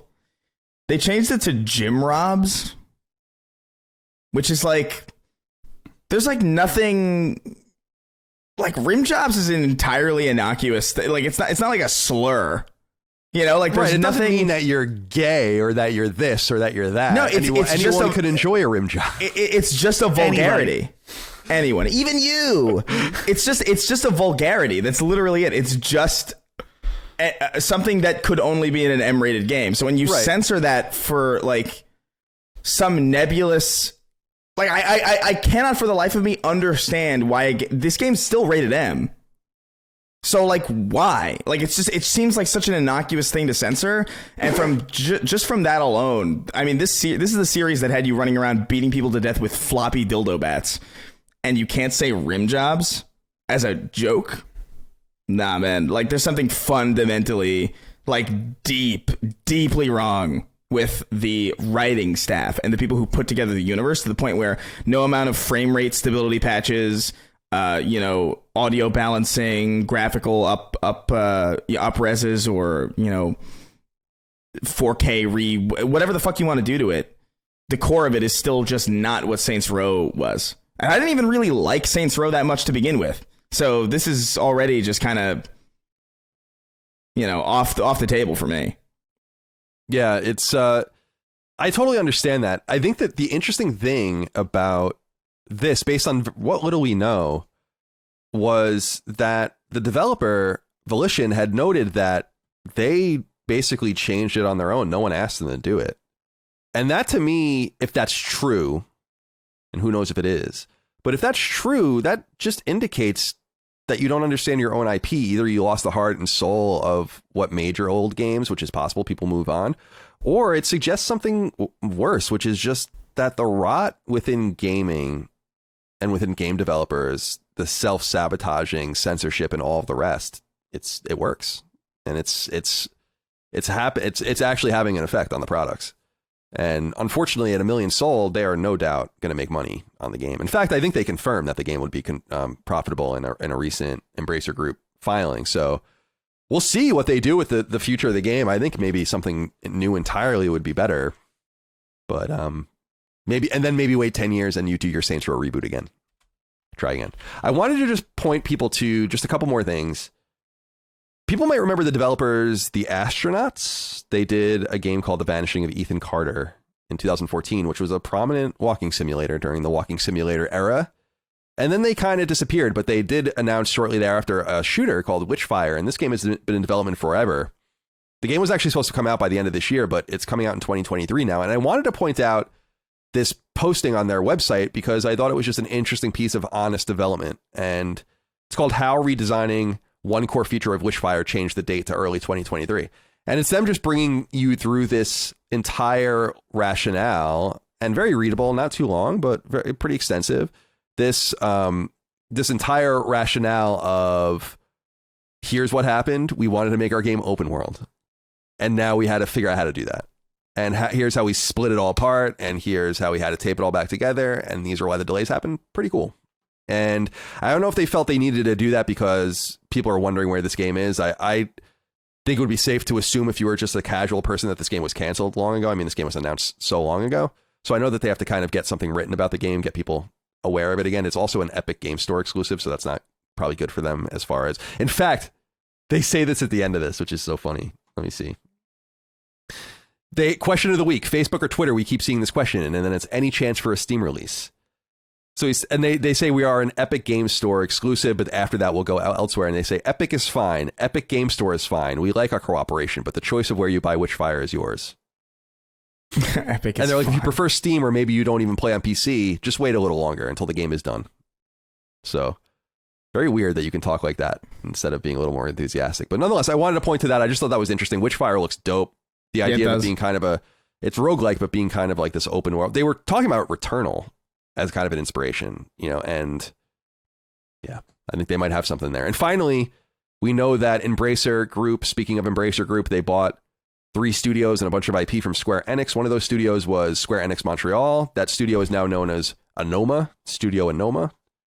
And that's basically it. These guys were, of course, known for a lot of their more free-to-play stuff in their smaller games. They did Hitman Go, which I really thought was awesome on Vita, and Lara Croft Go, which was also awesome on Vita.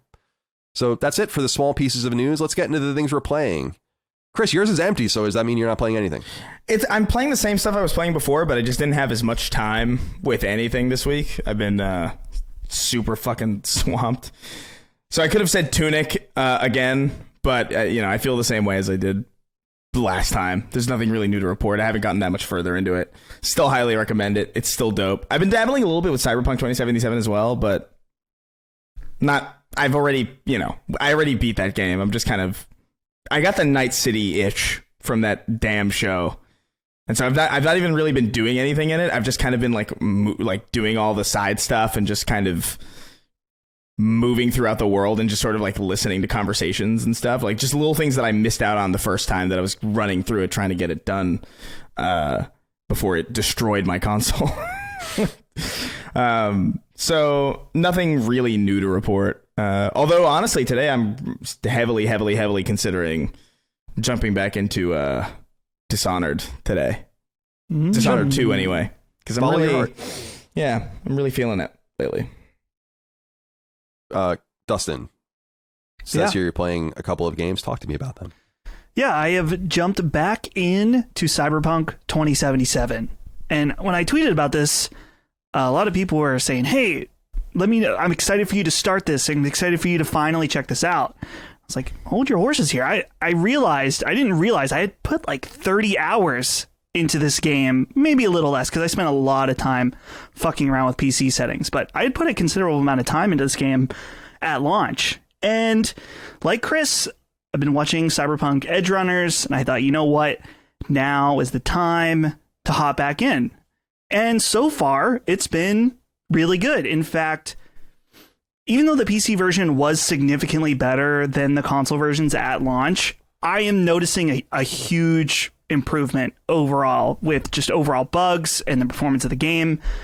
I'm a little annoyed because I have a 3080 and I cannot run the game really with ray tracing at 60 FPS at 4K, which even with like dialing down a lot of settings, but whatever, that's okay. That's not a big deal. But I'm not super far yet. I forgot about, because I just started again from the beginning. I'm not going to keep playing my old save, but I forgot that this game has a ridiculously long intro before I think you even see the title screen or before Keanu Reeves' character comes in. So yeah, I've just been slowly reacquainting myself with that world. And man, it's such a beautiful game. It's one of those games where you'll do some stuff inside, you'll do a mission or whatever, and then you walk outside and you're like, holy shit, this city is just crazy. Yeah, that they did this, that they pulled this off, this city.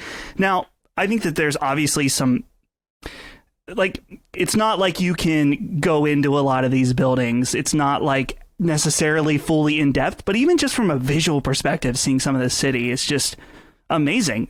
In fact, I remember, and something I've done now is just that when I first got the game, I spent so much time just driving around at night just to see the city, just to see the different places. There's like at the core of the city, there's a giant goldfish like thing, like a what is it? Like a hologram? A hologram, yeah, like a giant goldfish hologram that's super cool. So yeah, I've been enjoying playing that.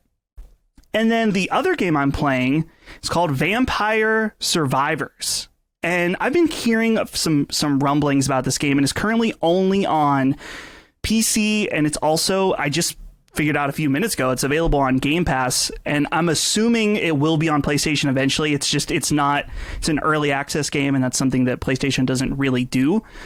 But I got interested in this game because I remember seeing something about Steam Deck playtimes, and this was one of maybe the highest amount of time of game time Steam Deck users have put in on a game, and I thought that was really strange. This $5 early access game that I looked on Steam has overwhelmingly positive reviews, and this game is really interesting. I think it's considered an auto battler game, so it's kind of, from a visual perspective, somewhat Castlevania inspired. I mean, some parts are very inspired, like you pick up like a little roast chicken or roast turkey for health and stuff like that. So there's a lot of stuff like that.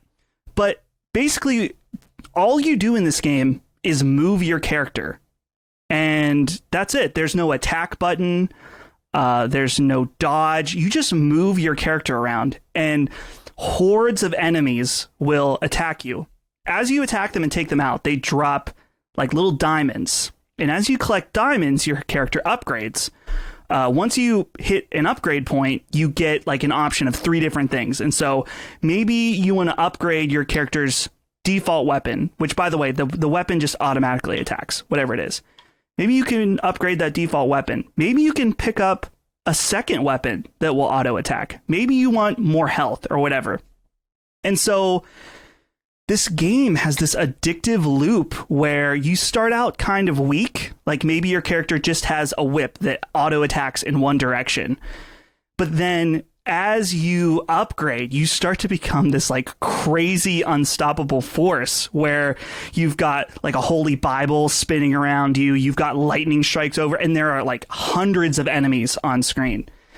It's one of those games that as I play it, I instantly got sucked in, and I thought like, this is the type of game that I almost feel bad playing, because it's one of those like dopamine games that is just purely about the gameplay experience. And I am just shocked about how, like, I only played this last night and I had a really hard time putting it down with how addicting it was. So if you're on PC or Xbox, you can check this out right now in early access. But like I said, I would imagine that this is also going to come to PlayStation at some point. But this game really caught me off guard. It's a lot of fun. Yeah, I'm looking at it on Steam. It looks great.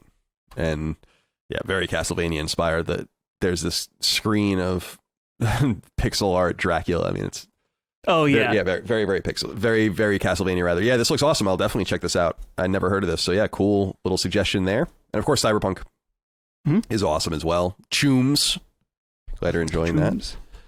So for me, I'm playing Tunic. I'm at the end of the game. I'm kind of cooling on it. I really should beat it because I'm really at the end of the game. This is what happens to me. A lot of people fall off of games early, and I fall off of games late. For some reason, I'm just like, I don't feel like even bothering with this anymore.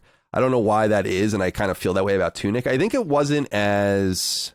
This is kind of the part of going into games ignorant. You don't really know exactly what you're getting. I didn't think it was quite as puzzle-ish, and I don't like the perspective games it plays. Like it's very reliant on this idea of moving the camera or assuming something is around a corner or there's a thing you can't quite see, or I don't know. That's not fun to me.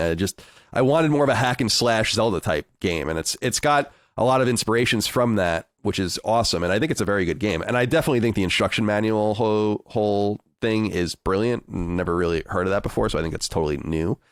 But yeah, I'm a little cool on it. What I did start playing randomly was The Legend of Heroes: Trails of Cold Steel on PS4. I've tried this game twice on Vita, once in 2015 and then once in 2020. I actually looked at the trophies because I have one trophy from 2015 and one trophy from 2020, so that's how I know. And I just kind of gave up on it. I remember Dustin saying that it is like a budget Persona, and what is funny, I'm like 5 or 6 hours into playing it, and what's funny is that it is really dedicated to being Persona, and I like it. I actually, third time's a charm with some of these games. It took me 3 times to get into Persona 4 as well. It's kind of cool. I haven't seen too much of it yet. I'm very, very early in it. I'm still learning a lot about it, but I'm enjoying it. I'm thinking about it when I'm not playing it for some reason, and it is unapologetically Persona in a lot of different ways. It has a little bit of a different feel than Persona in some ways, but right on down to you're getting quizzed in class. You have certain slots that you can socialize with people. There's a little bit of Final Fantasy VII too. There's like a materia type system, which is kind of neat.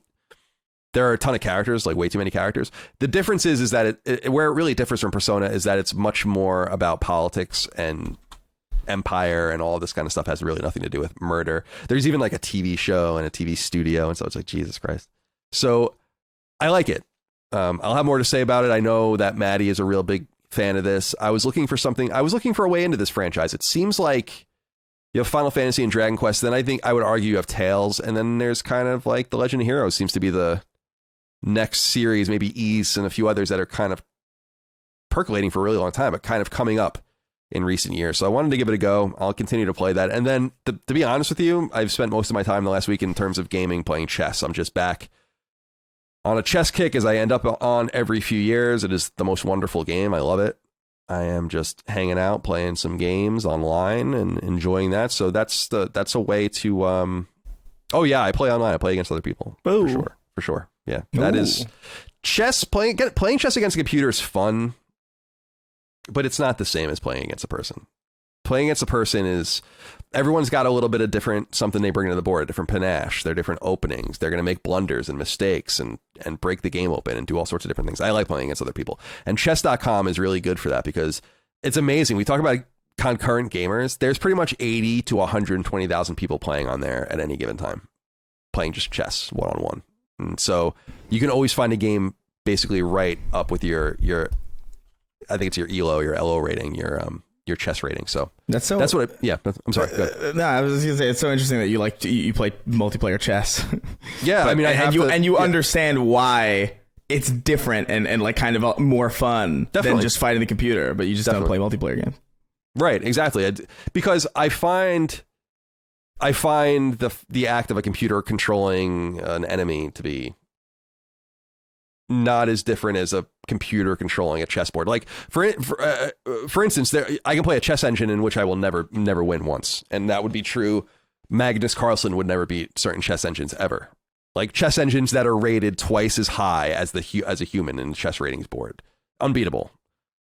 That sucks, you know. And so I just want to play. And obviously, you can play more. You can play computers that are lower rated, and I test myself against them sometimes too. But yeah, it is interesting. I guess I just I love sitting. Ideally, I would sit on the other end of a chessboard in person and play against each other. I love playing chess. Just a huge fan of it. I miss it a lot because I haven't played it with people in person in a long time. All right, we have a quick letter here. Now it's from Bradley McDermott. We've been talking a lot about the Backbone controller, and people have been writing in with their stories about it. Here's one such story. It says, "Hey, Sacred Slitters, I just wanted to give a quick shout out to the Backbone. I recently purchased a new iPhone, and upon connecting it to the Backbone controller, it became clear that the camera bump protruded too far, preventing me from locking the controller in place. Less than 2 minutes after I connected the device, I received an email from Backbone notifying me that my new phone wasn't natively compatible with the controller and included a link for me to order a complimentary adapter. They covered the entire cost, including shipping, and now I'm able to use the Backbone without any issues. I thought this was some outstanding customer service and further solidifies in my mind why I think Sony willingly partnered with them to sell an officially licensed PlayStation product." Thank you for writing in, Bradley. You're not the only one to write in about how good the Backbone is. The Backbone is fucking great. I mean, I have to say it has made my phone into a Vita. No lie. And it's pretty nuts. Yeah, and while I haven't and won't play games that require low latency, it is perfect for me because I play a lot of turn-based games. And right.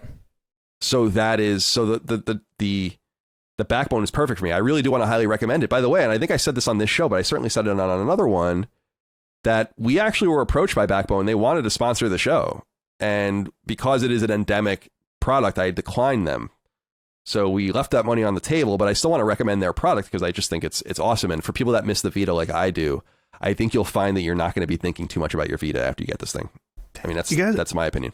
Everyone talking about these, I have literally no use for this, but I'm hearing so many positive things. What was your use for the Steam Deck? Yeah, same. I mean, I don't have use. That's exactly why I'm thinking about it. It doesn't matter if I have use or if I, just shiny toy. So yeah, I think it's $100. $100, and yeah. I feel like I don't have it up here with me. It must be in my bedroom, but it is. Here's a good example. Actually, it's just a very unique example, but we have to make an edit to something in Super Perils of Baking. So I didn't, instead of having the game on a TV or running it on PC or whatever, I just had it running on my phone while I was sitting at my computer and like looking at what was in the game and making those connections. It's just a very convenient way to browse the store, to buy things. And yeah, I guess I just didn't know that it would be this smooth. I imagine it's not very good if you're not on your home network. Oh yeah, and I would not play a 60 frame shooter or something on it. No, you can't. No, I have attempted. It's fine in single player, like normal mode and stuff like that, but like you can't. There's no way you're going to be able to play like a really competitive shooter on that thing, especially in like a multiplayer setting. It's just not made for that. I think it's good. It's a decent bit of kit. I use it kind of all the time at night. And I've been playing Yakuza on it because, again, that's like a turn-based thing. It's like it's perfect for it. It's very perfect for very specific games. The only thing for me, it's like when I was talking about it the first time we talked about it, which I thought was so funny because after I was like, yeah, it's good. I don't think it's worth $100. Backbone was like, hey, we want to sponsor the show. Yeah, it's very interesting. Very bizarre. I still think, for me personally, I still think $100 is too much when like a DualSense is 80. You know, like it. I don't know if it's got the same amount of functionality or sheer technology behind it. You know, so for me, it feels like a bit of a weird price, but it's an easy to recommend product if you can get it at a discount, or if that's like or if that's just like a negligible amount of money for you. It's like I use it pretty often. You know. Yeah, I think it's $100 very well spent. Personally, what I like doing with it is just playing in my living room while I'm watching football or just dicking around, but the TV's needed for another purpose. Yeah. Whatever the case might be. Yeah, I recommend it. Really, really good device. By the way, I see Autistic is trending on Twitter. Dustin, did you do something? I saw that myself, and I thought maybe, this was a Christian related thing. No, since he's supposed to go for a trial at some point. Oh, okay. Interesting. You never know what you're going to get when you Twitter search the word autistic. I love how each of us has different trendings, because you guys have autistic and I have World War. So that's fun. Oh, I have that now as well. Yeah. Okay. Hey, look at that. There it is. Very good. There we go. That's always trending though. Okay. Bring me to Raytheon. Let's get into the news. It's only a few items this week, so we can move through these pretty rapidly, I think. Slow week. I'm kind of thankful for it, actually, because there's just been a lot to digest lately, and I'd rather be digesting the games. But let's start with number one. If you've been on the hunt for a PlayStation 5, whether a second one, a gift for someone else, or especially if you've been shockingly patient for the last 2 years, there's good news. It appears that PS5 should be much easier to find moving forward, likely permanently so. So here's the rub. You may recall that last month, industry insider Tom Henderson reported on his website Insider Gaming that a new model of PlayStation 5 would be launched next year, one that allows for a removable disk drive to be used. Within that report, Henderson notes that his sources state that PS5 production and availability would be ramping up dramatically. Perhaps we didn't understand, though, how dramatically. Henderson has since reported that Sony intends on shipping 30 million PlayStation 5 consoles in fiscal year 2023, which begins in March of 2023 and ends in March of 2024. If true, and it likely is, as Henderson is traditionally ironclad, this would represent a staggering increase in production for the console. Indeed, in nearly 2 years on the market, Sony is millions short of having sold that number to date. Henderson reports that the new PS5 will make up the lion's share of these new consoles, though about 35% of consoles sold next fiscal year are assumed to be of the current two models. The new model will be the new model with the detachable drive will go into production in spring of 2023 for a fall 2023 launch, at which point it will become the only model. What Sony intends on doing with price remains to be seen, though it's safe to assume they are trying to get the base model down to its cheapest possible price with an optional disc drive for the decreasing minority of players who use physical games. Thus, everyone theoretically wins. Such news has been buttressed by a series of tweets from industry analyst David Gibson, who notes that PlayStation's gross shipping tonnage year over year is up 400%. While some of this could account for software, the vast majority of it is hardware related, meaning Sony is already flooding the market with consoles. Sony hasn't reported figures for PS5 since July, when it stood at just short of 22 million sold. If Sony sells 30 million units in a fiscal year, it'll be the most units of a single console sold in 1 year in history. Especially insane considering it'll be the third year on the market. 30 million consoles is more hardware than GameCube and the original Xbox sold in their respective lifetimes. So basically, Sony intends to manufacture and sell, at least ship, more PS5s between March of 2023 and March of 2024 than Nintendo sold GameCubes or Microsoft sold Xboxes, both by millions, by the way. Now, I must note, I got to eat it. I said in a flippant manner that there is no way I believed that number that was actually circulating a little bit last week. People were pulling out this 30 million number. The reason I didn't report it is because I couldn't find the provenance. People were pointing to this old Tom Henderson article, but it wasn't in that old Tom Henderson article. However, that number is in the new Tom Henderson article. And I think this represents an extraordinary amount of units. Is there really that much demand for this thing? I guess so. We're going to find out. Dustin, what's you have a kind of a decent feel, anecdotally at least, of what's going on with availability. What are you seeing with PS5s recently? Just, I think in the past week, so PlayStation right now, pretty much one of the only ways to get a PlayStation is from their PlayStation Direct. And they do this thing where they'll open up a queue where you can get in line and then get a chance to buy a PlayStation 5. In the past, these have lasted for anywhere from a few minutes to, if you're lucky, an hour, few hours. And we've seen that time creep up and up and up to the point where I believe PlayStation 5 was available from PlayStation Direct for at least 24 hours, maybe more. I can't remember exactly. I remember seeing people saying like, hey, it's been available for quite a bit now. And so I think what's important to remember thinking about selling these numbers is that PlayStation 5 really has never had a chance to hit brick and mortar. Really ever in any kind of actual capacity. It has only been available online and very, very rarely in stores. I personally have never seen one in a store. I know some people have here and there, but it really has never had a chance to even reach that kind of market. The type of people that are only going to buy, especially that something that expensive in person. I think that there's a lot of people out there that they just simply don't want to spend that much online, or maybe they don't.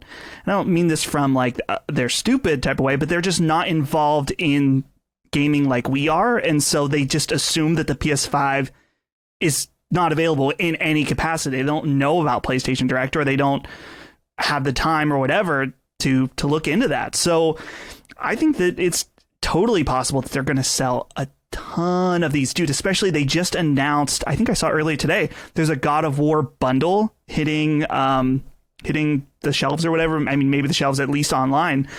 That's like that's an easy Christmas present right there. God of War with a PS5. So, and it will be really interesting too when we learn more about this detachable disk drive console, how that's going to affect things as well. But yeah, I'm curious how soon you'll be able to see PlayStation 5 on shelves. This, like, in the next month or two as people start getting Christmas shopping.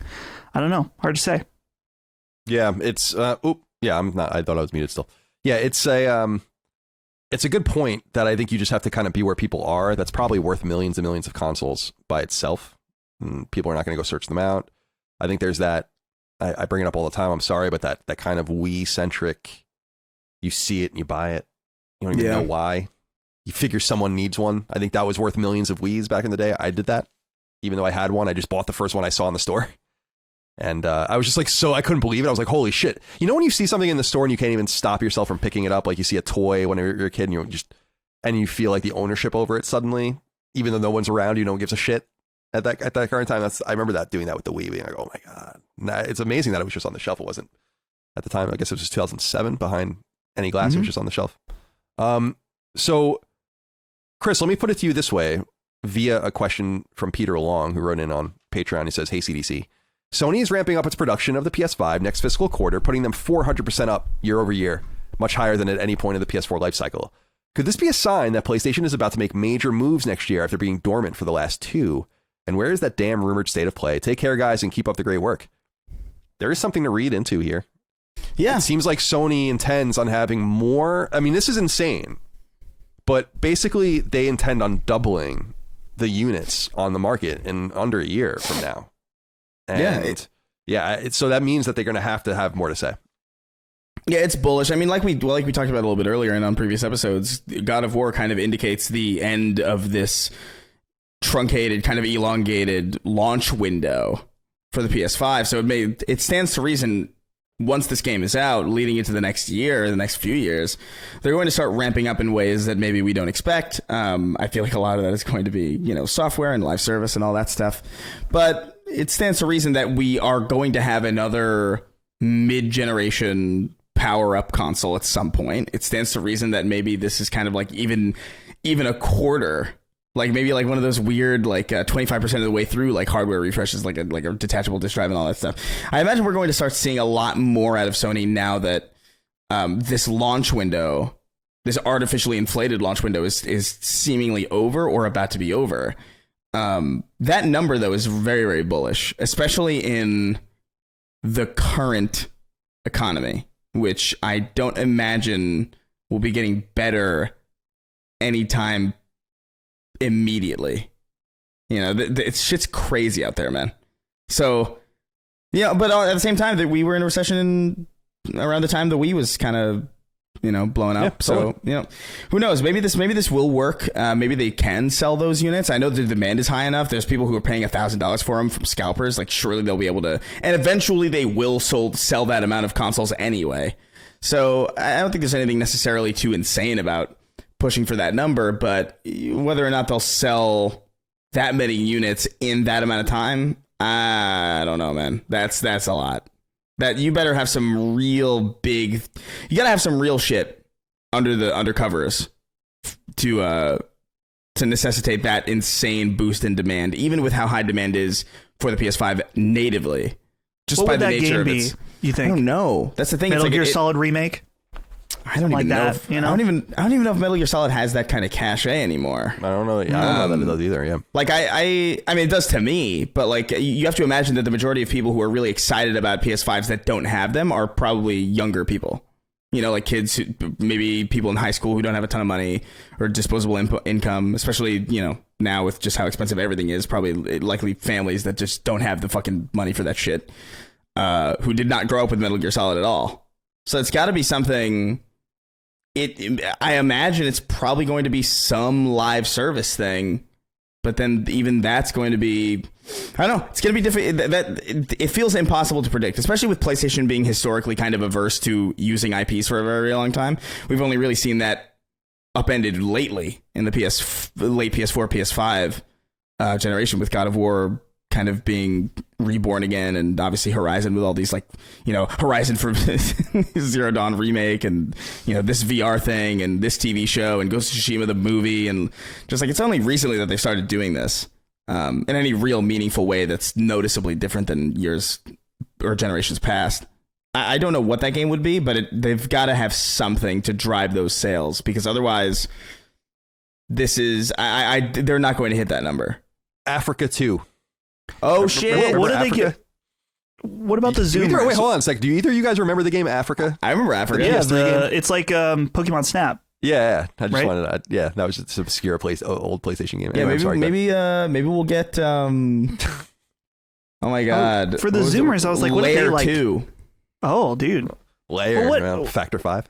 I'm hearing a lot about like Cocomelon Modern Warfare or something like that. I don't know, something. What do the kids like these days? What do they want? I don't know. Well, I think first of all, just having your item available is good. It'll bring costs down too, and it seems like they're going to bring their own costs down and probably raise their margins by separating the disk drive. And I think they're really trying to, in some way, if not kill the physical market on PlayStation, really try to diminish it. I think if they can go back and have done this from the beginning, they would have, and it would have really cratered physical sales, which would be good for them because they make more money when they just sell the game straight up. But I do think, Chris, to your point, the economy is something that needs to be just kind of kept in mind the entire time. We are in a recession. The recession is going to get much deeper. Interest rates are going to go up. I saw inflation is flat this month, which is horrible. I mean, that's horrible news. And so that report just came out this morning. Like I said last week, even though unemployment actually went down, unfortunately, that means that it's not working. And therefore, they're going to have to raise interest rates even more. And because there has to be unfortunately, a necessary level, I think, of unemployment, at least economically, if you think about it from their whatever philosophies they hold about the economy, that you need a certain level of unemployment to kind of stave off inflation, bring costs down, then they can bring the interest rates back down. It's just kind of this linear thing. And so I just think that they're running into this problem. But I do think, to the point you made, Chris, video games seem historically to be immune to the ups and downs of the industry. Remember, the .com boom was really bad on the economy as well. And that was when PlayStation 2 came out and all the rest, and everything was fine in games. So people, when they lose their job, when they have limited means, they go to the places where they think they can get the most value. And people might look at a video game console for $400 or $500 as a really good piece of value to save them money long term and all the rest. So who knows how that will all play out. I was also reading, and I don't know if you guys saw this, I should talk to Tom about this when I have him on the show next to talk about tech, is apparently Nvidia and some of these companies are like cutting their expectations for revenue chip manufacturers are seeing soft sales and all the rest. So I don't know. We're going to find out in the coming months. I don't think it's going to be good. And I wish everyone the best out there. Stay safe. Okay, number 2. It appears my instincts about Sony-owned Studio Haven are right.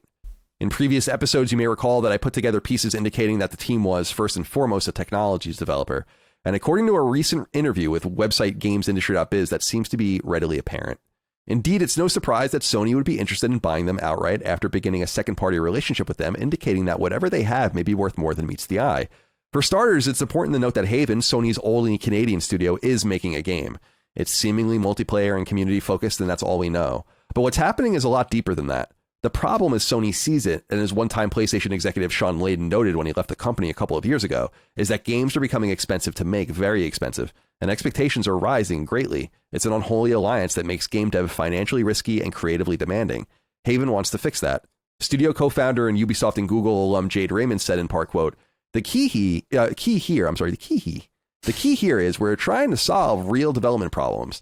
The real development problems have to do with us wanting to make bigger and bigger games, the teams getting bigger, and the types of games players actually want changing. We've seen that people want more social games, even more so since the pandemic, when people expect a certain amount of content updates. Obviously, graphics have gotten higher fidelity, and in order to deliver these kinds of experiences players really want, we need to rethink things within dev teams so that we can create those player-centric, community-centric experiences. We see the promise of a lot of this tech, but we're really looking at the very concrete things we're trying to do to solve specific problems as a dev team, trying to deliver new types of experiences players want. Back in the day, people used to look at one programmer who did everything, and then we created these amazing games, and now we've created needs for voice directors and composers who didn't have roles in games originally. So I think dev teams will continue to evolve, but I think it's going to be based on our imaginations will enable and where we want to take games ourselves, end quote. The studio CTO, Leon O'Reilly, expanded on what Raymond had to say, quote, If we can, with the same dev team, create more interesting content, try more ideas, iterate faster, this is what the tools allow us to do. It's about building those muscles for the creative team, enhancing and empowering them, end quote. The article describes one problem Haven is working on, machine learning, utilized to stop artists from creating redundant assets to fulfill the norms of data compression. Quote, It's not a particularly creative endeavor in any way, so instead of them spending their time doing that, we had a machine learning algorithm figure out the optimal way to pack the data, and it actually did better than the artist would do by hand. We're seeing significant memory and disk saving size from this, as well as artist time savings. That's just one example of where we can put these things into production's pipeline for artists, save them mundane work, and allow them to be more creative with their time, end quote. Dustin, let's go to you first. I got that vibe that this is what Sony wanted from them. Very similar to the acquisition of Bungie. Had nothing to really do with Destiny. I mean, obviously they own Destiny now, but Destiny's not going to change. It's about future products and also understanding and getting the knowledge and the know-how to spread between your teams. And so the acquisition of Haven makes more sense now. And I think that might be why they've been allowing them to talk more than some of the other teams, because they kind of have to justify, why did you buy these guys? Like you made a second party relationship with them, and then a year later you just bought them outright. That's not usually the way you do things. So there has to be more than a game here. I don't think you'd care if it was just a game. And the important part, if people want to go read the story on gamesindustry.biz, is that most of the studio, they were saying, comes from Google. Like this is a whole ass, remember, they were working on a Google game, a Stadia game. She went to Stadia, and most of them just went to Sony as a team. So whatever they were learning and they put in their minds, they might not have the physical product, but they have a few years of know-how to put this thing back together and get going again.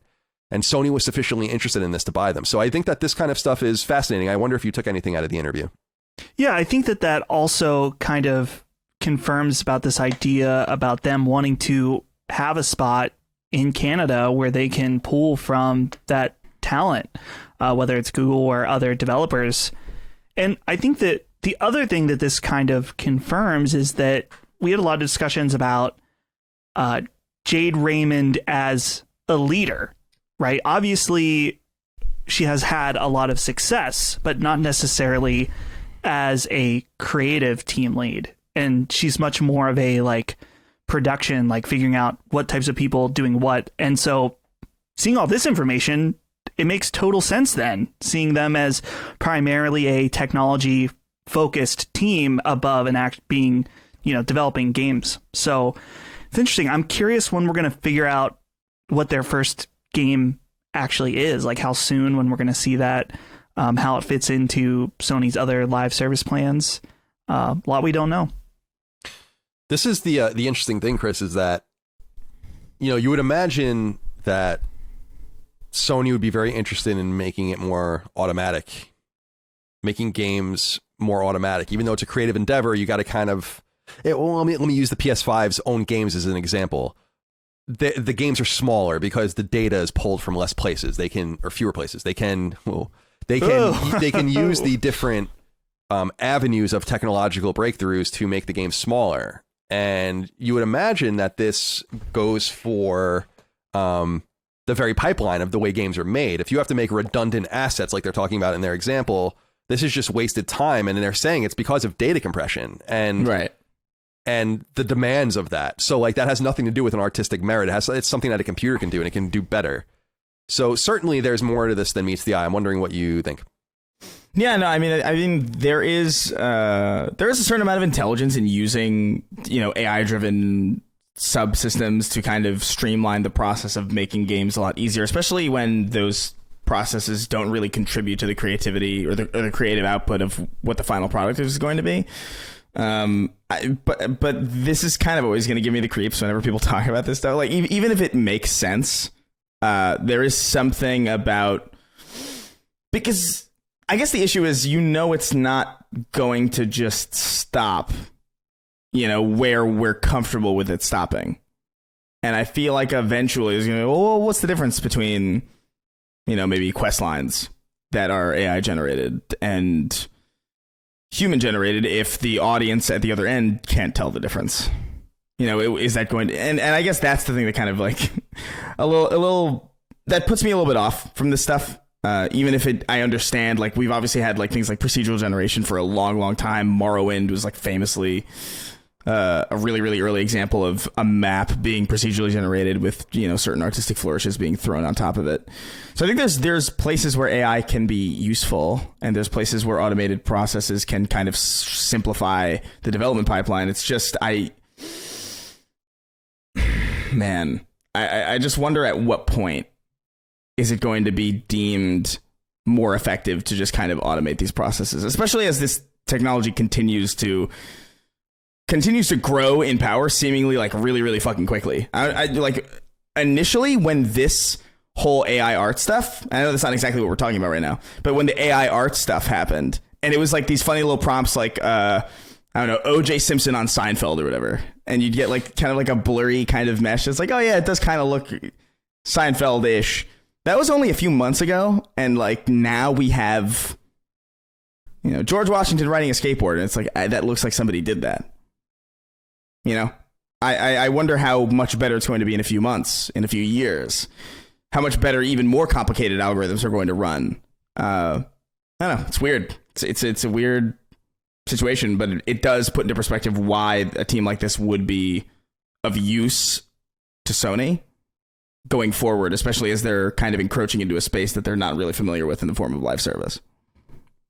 Yeah, well said. And I will say that we should touch on a couple of these issues that we've brought up kind of in passing.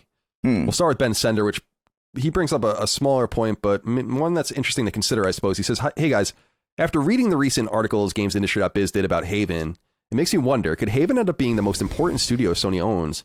If large games can be made by fewer people in a shorter amount of time due to Haven's efforts, that would be game-changing for every first-party studio. I wouldn't go that far, because I think that your best creative teams are your most important teams, even if they make games the old way, let's say. I think that's still important than having maybe a tools-based team. But I think that unleashing a tools-based... I mean, imagine if you have to you have to introduce some flexibility into these different studios, allowing them to use the tools, the middleware, and all that, and engines, obviously, that they want to use. But imagine a situation where you really could just have a one-size-fits-all engine. Everyone uses it. It's supported internally. All the answers are made. You have all of this documentation, all of this expert help. That might be what they're trying to get to. There's something to be said about flexibility and letting others like Epic and Unreal do the work for you and say like, well, we have all these plugins. We can do all this for you. We just want a little bit of cash on the top, and we will take care of all that nonsense for you. And they might be looking at it and saying, well, that's great, but maybe we can get to a place where Decima or some other engine in the future becomes the standard that can support all PlayStation games.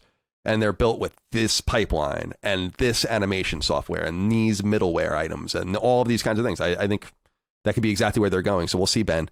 But tender crisp bacon cheddar ranch wrote in, said, hey, CDC. The AI discussion, to your point, Chris, last week reminded me of an article I read last year in PC Gamer about people using AI to code basic games, where a guy using a text-to-speech application and a coding AI program is essentially 3/4 of Pong with minimal manual coding on his end in about 10 minutes. What effect do you see programs like these having in the indie and non-indie space once they are further developed? I know companies use AI for retexturing, but what about doing the actual coding? Thanks for making my lonely night shifts at the machine shop a little less lonely. Thank you, Tender Crisp Bacon Cheddar Ranch. I hope the machines don't become sentient and do anything to harm you. Thank you for writing in. So I really think that this is a interesting artistic question that we have to ask ourselves. It's one that Chris kind of raised with just the general AI of, of creating OJ in Seinfeld. Like, it's funny, right? But at some point, something's going to be presented to you that's not like a big-titted anime girl that's really well done or something, like whatever. But it's going to be presented to you and you're going to have a Turing test like moment where you're like, this isn't made by humans in any way. And we haven't really seen that yet. It's funny he wrote in about Pong because I was just reading something today or this week about a computer being able to reliably teach itself how to play Pong or whatever now, which is like, I just think about what this looks like in the future when games have no human touch to them or less of a human touch than they did. And again, I brought up the point of having this selling point of being like, our game is made by humans and like no AI assistance and all of that. Very similar to my brother Dagan. He's a traditional animator, not a 3D animator. And that's like a dying art, but there is a demand for it. And so I don't know. I wanted to just present that because I just feel like we're going to have this situation where we're going to have the opportunity to play a game that was really not made by anyone. And I don't know how I feel about that. I actually want to raise the point as far as how this affects. So we talk a lot about on this show, especially lately in recent months, about how the PlayStation Store is an absolute mess because it's just full of garbage because the barrier of entry to posting games onto the store is so low.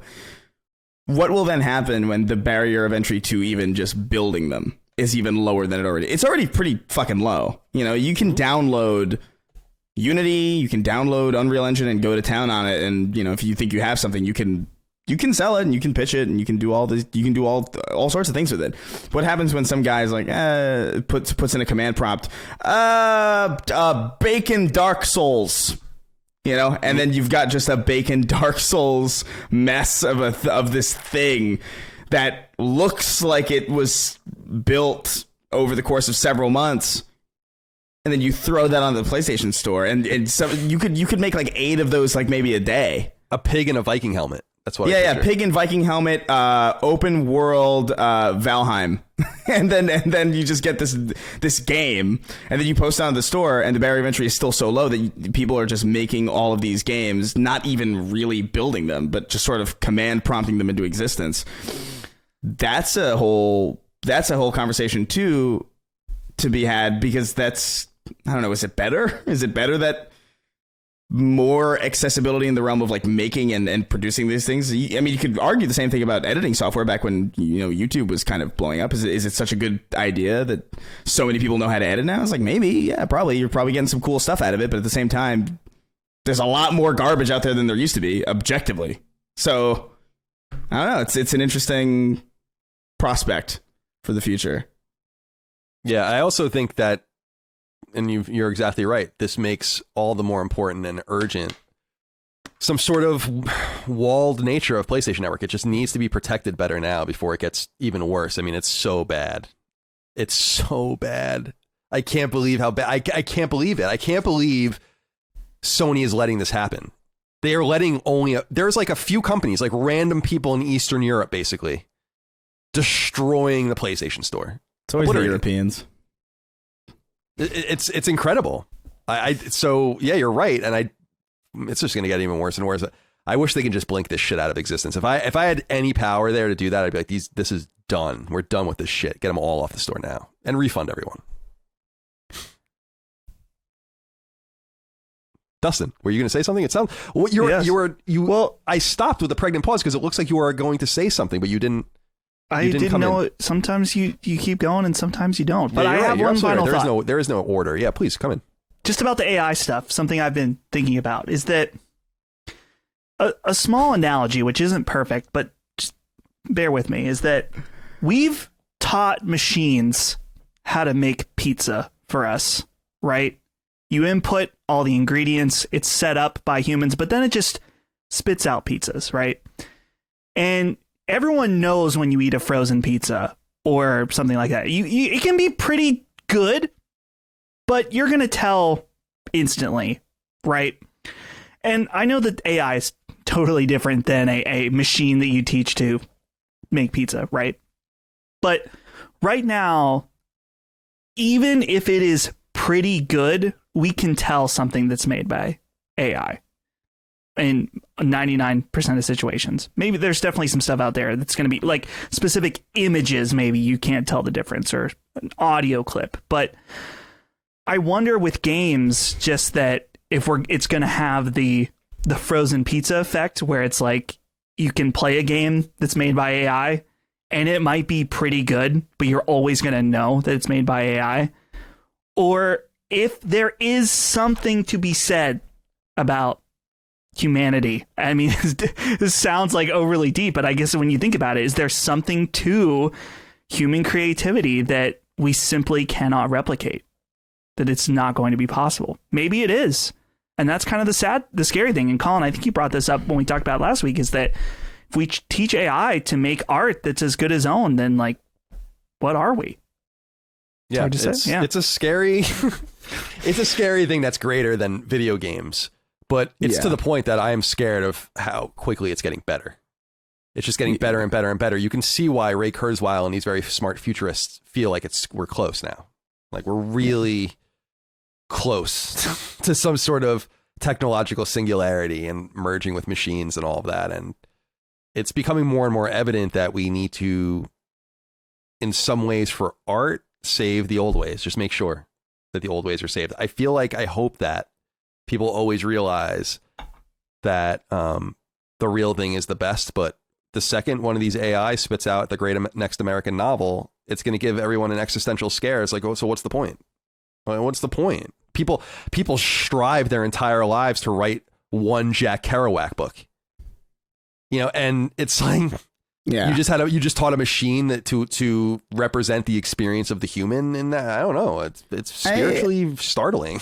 I like to think that it will be impossible. It'll be kind of like the side effect of like, a frozen pizza is good for the convenience, but like it's not going to be as good as a real properly made pizza. The difference is obviously, there's no real difference between downloading a game by an AI and a real person. Like the difference between those two actions is very, very minimal in comparison to, going to the store to pick up a frozen pizza versus going to a pizza shop. But in the same sense, as it stands right now, we've got the great human minds behind Lady in a Leotard with a Gun, which is a game that you can get right now on PS5. Came out October 7th. It's 49 cents. Lady in a Leotard with a Gun. Jim Ryan's got to make those pennies any way he can. Okay. Yeah, I was gonna say he doesn't care. Yeah, no, it's ridiculous, dude. They make 15 cents. I just said that 15 cents for every game that's sold in that game. 15 cents. There's also Stroke the Tortoise and Stroke the Fish. Oh yeah, those are all becoming like Stroke the Snake. Yeah, Stroke the Snake. Those come out with 1 million bronzes and then a platinum trophy. Yeah. The Jumping Chicken Wings and the Jumping Chicken Wings Turbo. Can I let you guys in on a secret? Sure. Yeah. I wrote an email yesterday. I shared it in the Discord, but I'm going to share it with you guys too. I only shared it in a place no one really goes except for the select few, and it's the Trophies channel. And I wrote this to PSN Profiles, the site I love so much that tracks trophies. My name is Colin Moriarty. I'm a dedicated user of your website, PSN Profiles. I had a suggestion I think would make your website stronger. Auto-hiding any games published to the PSN that come from these shameless shovelware developers is seen on your indices. I'm not saying don't ingest their information or have them available to find for those that want it, just hide them as the default. Similar to how you default to certain rarity percentages and then allow the user to make their own adjustments from there. Remember, we talked about that just last week. Otherwise, psnprofiles.com/games, which is an awesome resource, which was once an amazing resource, as I note here, will continue looking like this, and then it's just all of those games in a row. Sony obviously doesn't give a shit, but I know I do, a lot of others do, and I know you do too. It'd be easy as identifying the culprits and making their shit verboten, and we all know who the culprits are. Just a suggestion, one that I think would help all parties, from your website to its user base to players more generally. Thank you for your time. Colin, I have not heard back yet, but hoping to hear back. I think I've come on to something here that will heavily eliminate their ability to even market their games too. I mean, it's time to hit back. Psh. Sony doesn't seem to care. Cryin Jim wants that 15 cents. And he's going to get it any way he can. Jesus. Number 3. Good news, Persona fans. The long-awaited and more recently revealed modern console ports of Persona 3 and Persona 4 have been given a release date. According to a tweet from Sega-owned publisher and developer Atlus, the games will both arrive on PlayStation 4 on January 19th, early next year. Pricing is unclear, though, as noted by website Push Square. Persona 4 on Steam costs $24.99, so we can expect to pay around the same price. They will be on Game Pass if you are an Xbox person. The Persona franchise, which hails from the 90s and is known in Japan as Shin Megami Tensei Persona, has picked up steam in recent years, and although both of these games have seen multiple Western releases already, these ports represent the easiest way to play them yet, and are the first re-releases in its truly popular era, at least here in the West, that began when Persona 4 Golden launched on Vita in 2012. The series began in 1996 with a game called Persona Revelations on PS1 and was followed by a sequel on the same platform 2 years later. Persona 3 and 4 jumped to the PlayStation 2 late in that respective era and was followed by Persona 5 in 2016 in Japan and in 2017 in the West. The series Persona spun off from Shin Megami Tensei, itself a spin-off of an even older franchise called Digital Devil Story, which came to Japanese Famicoms in 1987 and never saw the light of day in the West. The aforementioned Shin Megami Tensei was a Super Famicom release from 1992. I think they might mean even the same thing. Dustin, Chris, I'll just spare you. Dustin, I thought of you instantly here. Now, it's important to note, I try to do my journalistic duties. Atlus never says that these games are coming to PlayStation 4 on that date, but people are reporting it like that. I went and tried to find... So, let me back up. Remember, these games were revealed at the Xbox Showcase. Yeah. And then we found out later that they're also coming to PlayStation 4. I think it's a similar thing here where they're just not saying it. But if you go to the PlayStation, or I'm sorry, to the Atlus tweet, you look at the image, it only has the Xbox logos, a Game Pass logo, and a PC logo, and a Switch logo. No yeah, I noticed that. So I went and tried to find the actual press release. Usually there's a press release that they release, but I couldn't find one. I am sure that it's coming, but I just wanted to note that it actually doesn't say that it is. So maybe it's going to be at a later date. I don't know, but I doubt it. I'm just saying I try to do my due diligence. Now, with that said, Dustin, Persona's got a release date. It's sooner than I think we thought. Both the same days, which I think is weird. Yeah. What do you think? Yeah, I mean, this is sneaky Phil Spencer at his best with these release dates. Is this something that Jim Ryan was saying, people may buy Persona 4 and Persona 3 Portable on Xbox. They don't know about the option. Is that what he's talking about in Europe? Here's the thing, Colin, about this. I'm not pleased. Some of you may remember Persona 4 Golden is on my Metacritic draft. Oh, yeah, you're just missing. And it's by 19 days, I'm not getting the points for that. And I'm very curious that if it had come out in this year, where that draft would go. But hey, that's part of playing the game. So I lost out on that one. But either way, I will say about specifically Persona 4 Golden that this is without a doubt one of the best JRPGs of all time. I cannot recommend it enough. Having it available on PlayStation 4 is a huge win, and on Xbox, everywhere. I'm happy that this game is going to be the most accessible it's ever been. And I just can't recommend enough checking it out. I'm still disappointed about Persona 3 Portable being the version that was chosen overall. I don't even know. With the rumors about there being a Persona 3 remake, I don't know if I'm even going to play the Persona 3 Portable. In fact, I might actually play. I think it you can play Persona 3 FES on PS3. You can download it even if you don't have a backwards compatible PS2. It's one of those games that you can buy. So I may just eventually play that version. But yeah, I'm a little disappointed in that still, but happy to see Persona 4 Golden. Trying to decide if I'm going to replay it around that time. It's going to be a very busy year. It's a very long game. But I am tempted by the idea of a platinum trophy for that. So we shall see. Yeah, if the trophy for Persona 4 is the same as 3, dude, I am getting so many phone calls right now. It's actually driving me insane. So I'm just going to dump this now. It's my solar panel people calling because I got it. So I'm buying solar panels. It's a good company, but they were like all up my ass when they wanted me to sign the documents or whatever. So I did and whatever, and getting it all done. I'm so glad I locked it in before the inflation's even getting worse. And then I just need like documents, everything's going, but they just don't answer me very quickly. And then, oh my God! What's going on? I'm getting called again. So anyway, they texted me today and were like, we just wanted to let you know that you can get $200 if you recommend any of your friends or neighbors to get, you know, our service. And I'm like, that would be really great. But maybe you guys can answer my emails about getting my documents to my HOA that I've sent 3 different times. And now now they really want to talk. So yeah. now it's an urgent. Just put your phone on Do Not Disturb. That's what I do. Jesus Christ. Give me a break, guys. Give me a break. No. I'm trying to do the right thing for the environment. You know, I'm trying to lower my carbon footprint to a bare minimum. But what I was going to say was that Persona 4's Vita trophies require 2 playthroughs, I think, or 1 very well coordinated. You can do it in 1. Just very hard. Yeah. The Ultimate Rosette Fan trophy. Right. Ultimate Rosette Fan. I got that one. I have that trophy. That's a hard one to get. I know. So yeah, that's the one where you have to hear Rosette say everything in battle. She has like a different thing, like 10 different things to say when you're poisoned and 20 different things to say when you're confused. And you have to like just make sure you get them all. But I just got it naturally. I feel like some people are just running through these games and not grinding like one should grind. I'm much more interested about Persona 3 because I don't know anything about it. I want to play it. And looking at it and actually seeing the trailer, it was funny. I was like, I didn't realize how much they're the same. They're just the same games in terms of, it's like Mega Man, where there's like all sorts of different stuff, but they're very much the same in terms of the way they look and their setups and their aesthetics. And I'd be really even interested more to go back further. I want to see the old shit. Dude, there's Hitler in the old ones. Straight up. I heard that. Straight up have Hitler in it. The one big thing with Persona 3, Colin, to my understanding, is that so the actual dungeon of Persona 3 is one set place. I believe it's called Tartarus. And whereas in Persona 4, you have all the different, you know, styles of dungeons for the different characters.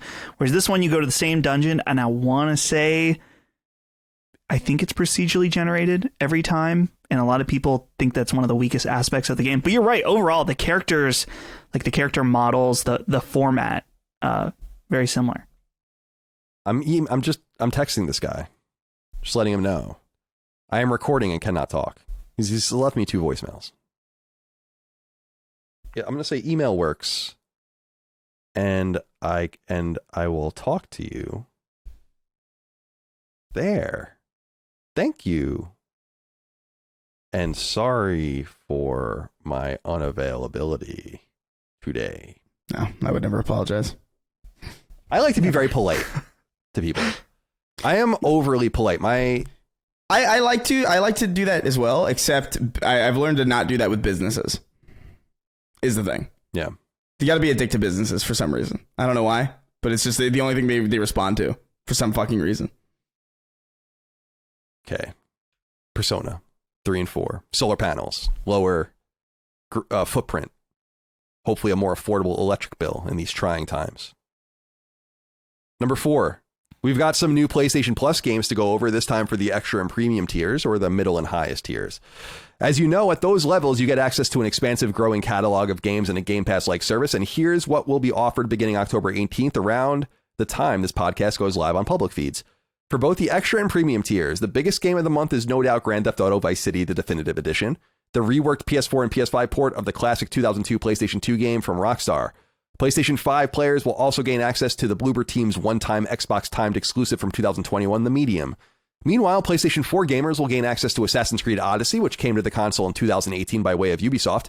Other Assassin's Creed games on offer include 2015's Assassin's Creed Syndicate, the PS4 remaster of 2012's Assassin's Creed 3, originally on PS3, and the dubious trio of side-scrolling AC games from 2015 and 2016, Assassin's Creed, China, India, and Russia. Sony also includes this month an underwhelming 2014 second-party game, Hohokum. I think they're including that, by the way, because it was just published to PC by Annapurna, so they have nothing to lose at this point. 2018 DBZ fighting game Naruto to Boruto, and beloved 2016 adventure game Inside. Players will also gain access to a metric shit ton of Dragon Quest games, paramount amongst them 2018's Dragon Quest XI, 2016's Dragon Quest Builders and its 2019 sequel, as well as 2015's Musou Dragon Quest Heroes and its 2016 sequel are also included. And finally, we come to PlayStation Premium only, the highest tier. As promised, 3 remastered Yakuza games for PS4 are being added, 2018's Yakuza 3 Remastered, 2019's Yakuza 4 Remastered, and 2020's Yakuza 5 Remastered. Playdead's previous game before the aforementioned Inside Limbo will also be included on PS4, as will Capcom's 2014 fighter Ultra Street Fighter 4. Finally, 2 PlayStation 3 games available for streaming only will be included, Konami's 2010 Castlevania Revival Lords of Shadow, an old-school Sony-published second-party game Everyday Shooter. That, of course, led to the... who was that made by? Jonathan Mack. Remember that guy? He was like that one-off developer. He made Sound Shapes later on, which was so fucking good. If you guys haven't played Sound Shapes, you should. Now, I'm sorry, Dustin, go on. Is that the one where you can get the 3 platinums? Yeah, that was the first game where you could like manipulate it like that, and I did it because at that time it was novel. Yeah, I really struggled with that game because I wanted to do the triple platinum for it, but I could not beat it. Too difficult. I remember it being trivial, to be honest. But that speaks to our different lanes, let's say, in video games. But I thought of you when this happened because Josh M. wrote in, as many of you did, said, "Hey, Slitter Boys, what's up with the poor support for PS Plus's so-called premium tier? The non-existence of native PS3 back compat and individual purchases for all classic games is disappointing, but the lacking monthly lineups for classic games feels especially weird when it's one of this tier's biggest selling points. You guys already mentioned it before, but it just feels like something weird's going on at PlayStation, especially with the Horizon Remake leak now floating about. Surely they'd want to stay on top of all of this to keep them in good standing with the gaming community, whilst Jim Cryin is out there fighting for them on the front lines. Thanks for the show and keep rocking that chicken." It is weird. Like, I don't know what their intention is here, because first of all, I don't have premium or extra. I never had it. I don't want it.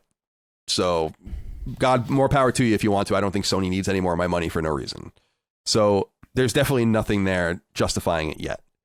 But they have a sufficient number of old games, like a really high number of games. If you count PS1, PSP breaks it all open too, because that's available. PS2, of course, PS3.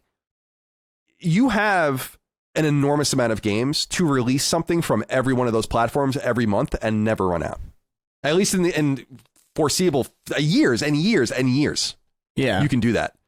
There are, between those platforms, hundreds of games that Sony owns. Nonetheless, games that can be garnered for probably nothing. In fact, Sony could be the hard workers. We talk about working designs, right? And the kind of the weird nature of who owns Lunar and what's going on with some of these old games. Like, they can be the ones to figure it out. Get those games back out. Show a little bit of urgency. That's why I was so confused back in the day with Nintendo when people would bust Nintendo's balls. Like, one NES game a week? Who can? I'm like, guys, there are 800 NES games. That means they can do this every week for the entire life of the console. Dustin, what do you say? This is really starting to piss me off, and something that I'm very happy. I mean, I'm not happy, but someone needs to bring attention to the fact that the premium tier is starting to feel like a fucking scam at this point. Now, I use that, lightly, because it's not really a scam. Of course, you have the back catalog that's already there. The PS3, you have the trials. I get it. So it's not really a scam. You know what I'm saying, though. The fact that they have this amazing library, as you said, Colin, of games, and they just don't release any new PS1 games on a month is just ridiculous to me. Where are they at? Why aren't they releasing any new games? What's the point of paying for this service month to month if you're not even going to give anything that people want? And what's really annoying to me right now, too, is that apparently back in July, Italy on PS Plus Premium got Dino Crisis Ridge Racer 2. Where's that at? They must be testing waters or doing something with those. I don't know, like, what I don't know what that's all about. There could be licensing issues too and whatever, but to all the parties involved, this should just be free money. If Sony owns the stuff already, it's just sitting there doing nothing. If another company owns it, they can get a small licensing rip or 30% on every game sold, whatever you want to do, a la carte or part of a subscription service. It's like in my opinion, every month there should be a Legend or Dragoon. There should be a Siphon Filter. There should be something like that. And a Resistance.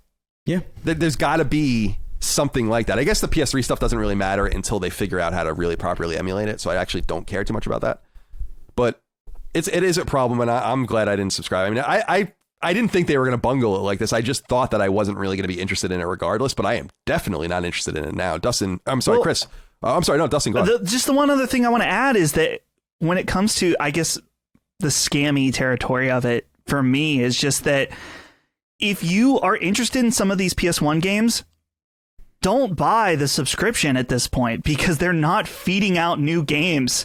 Just buy the ones you want to play and save money, because clearly they've shown that this is something that they realize that they really don't need to support that much outside of the initial lineup, and they'll maybe throw you a few scraps here and there, but it's certainly not worth subscribing to. So, yeah.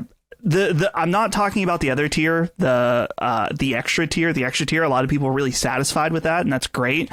But this premium tier sucks straight up, and Sony should be embarrassed by it. Chris, what do you have to add? It sucks. I don't know. I feel like you guys really like hammered away on exactly what is wrong with it. But to me, when you promise classic games as a primary selling point of your highest tier, and then you go this long without actually adding anything to it, despite how much is actually there for you to mine from, that's crazy to me. I don't understand the logic or the reasoning behind that. It is sincerely baffling, especially because so many of these games, like you said, Colin, they own. Like, they have a lot of games that they own that they could just throw on this thing. It doesn't even have to be like a ton every month. I'm just saying, like, at least one, man. Yeah, you have they update PlayStation Plus with the free games, and then 2 weeks later with these games, and then 2 weeks later with the free games, and then 2 weeks. So every month in a mid-month cadence. Yeah, you just need one. You like really just one classic game, like of any consequence, and they're gonna say it's Grand Theft Auto, but I'm gonna say that's not what we're talking about, and you fucking know it. You know, so like, we're not talking about Grand Theft Auto. Jesus Christ, you can play that game on a million different consoles. No one cares. Yeah. So it's crazy to me. Yeah, they we talked about whether or not they would bungle this early on, and I think it's pretty clear that they kind of have. This is not how you're supposed to run a subscription service. And even if they did do that one game a month thing, it would be such a. Even that would feel like, yeah, we're honoring the contract technically. You know, we got one game, we got one classic game there. You'll be satisfied with that. But I probably would be, as long as it's something. To go this long without having a refresh is insane, especially for that tier. Since that you're asking the most money. The other weird thing is that I felt like there was an era where they got it. PS1 Classics was a really good idea. And yeah, it was awesome. And PS3, PSP, Vita, yeah, they had a bunch of shit available. They didn't have any licensing issues then. It seemed like everyone was happy to participate in that. So something's missing. But the other thing that I think is even stranger is during that weird PS4 minute where they started releasing a bunch of PS2 games. It was 2014, 15, 16 in there. That's when they released Wild Arms 3, Dark Cloud 2, Rogue Galaxy. Like a bunch of shit, just a bunch of random stuff. The Grand Theft Auto games, Rockstar brought everything over, put trophies on everything. And then they're like, And I'm sure what they saw was these aren't selling sufficiently for us to be focusing on them. I'd be interested to know how that could possibly be, because I don't know what you would need other than for them to pass the ESRB and be tested by a few internal testers, whatever the case might be. But now you are selling a service that is partially about the nostalgia of PlayStation. And I'm telling you straight up, if they did one or two games, dude, let's say they do 2 games a year, 2 games a month of a AAA or A classic variety, that would be 24 games a year between PS1, PS2, PSP, and PS3. They would never run out. they would just never run out of games. There's so many games on these consoles.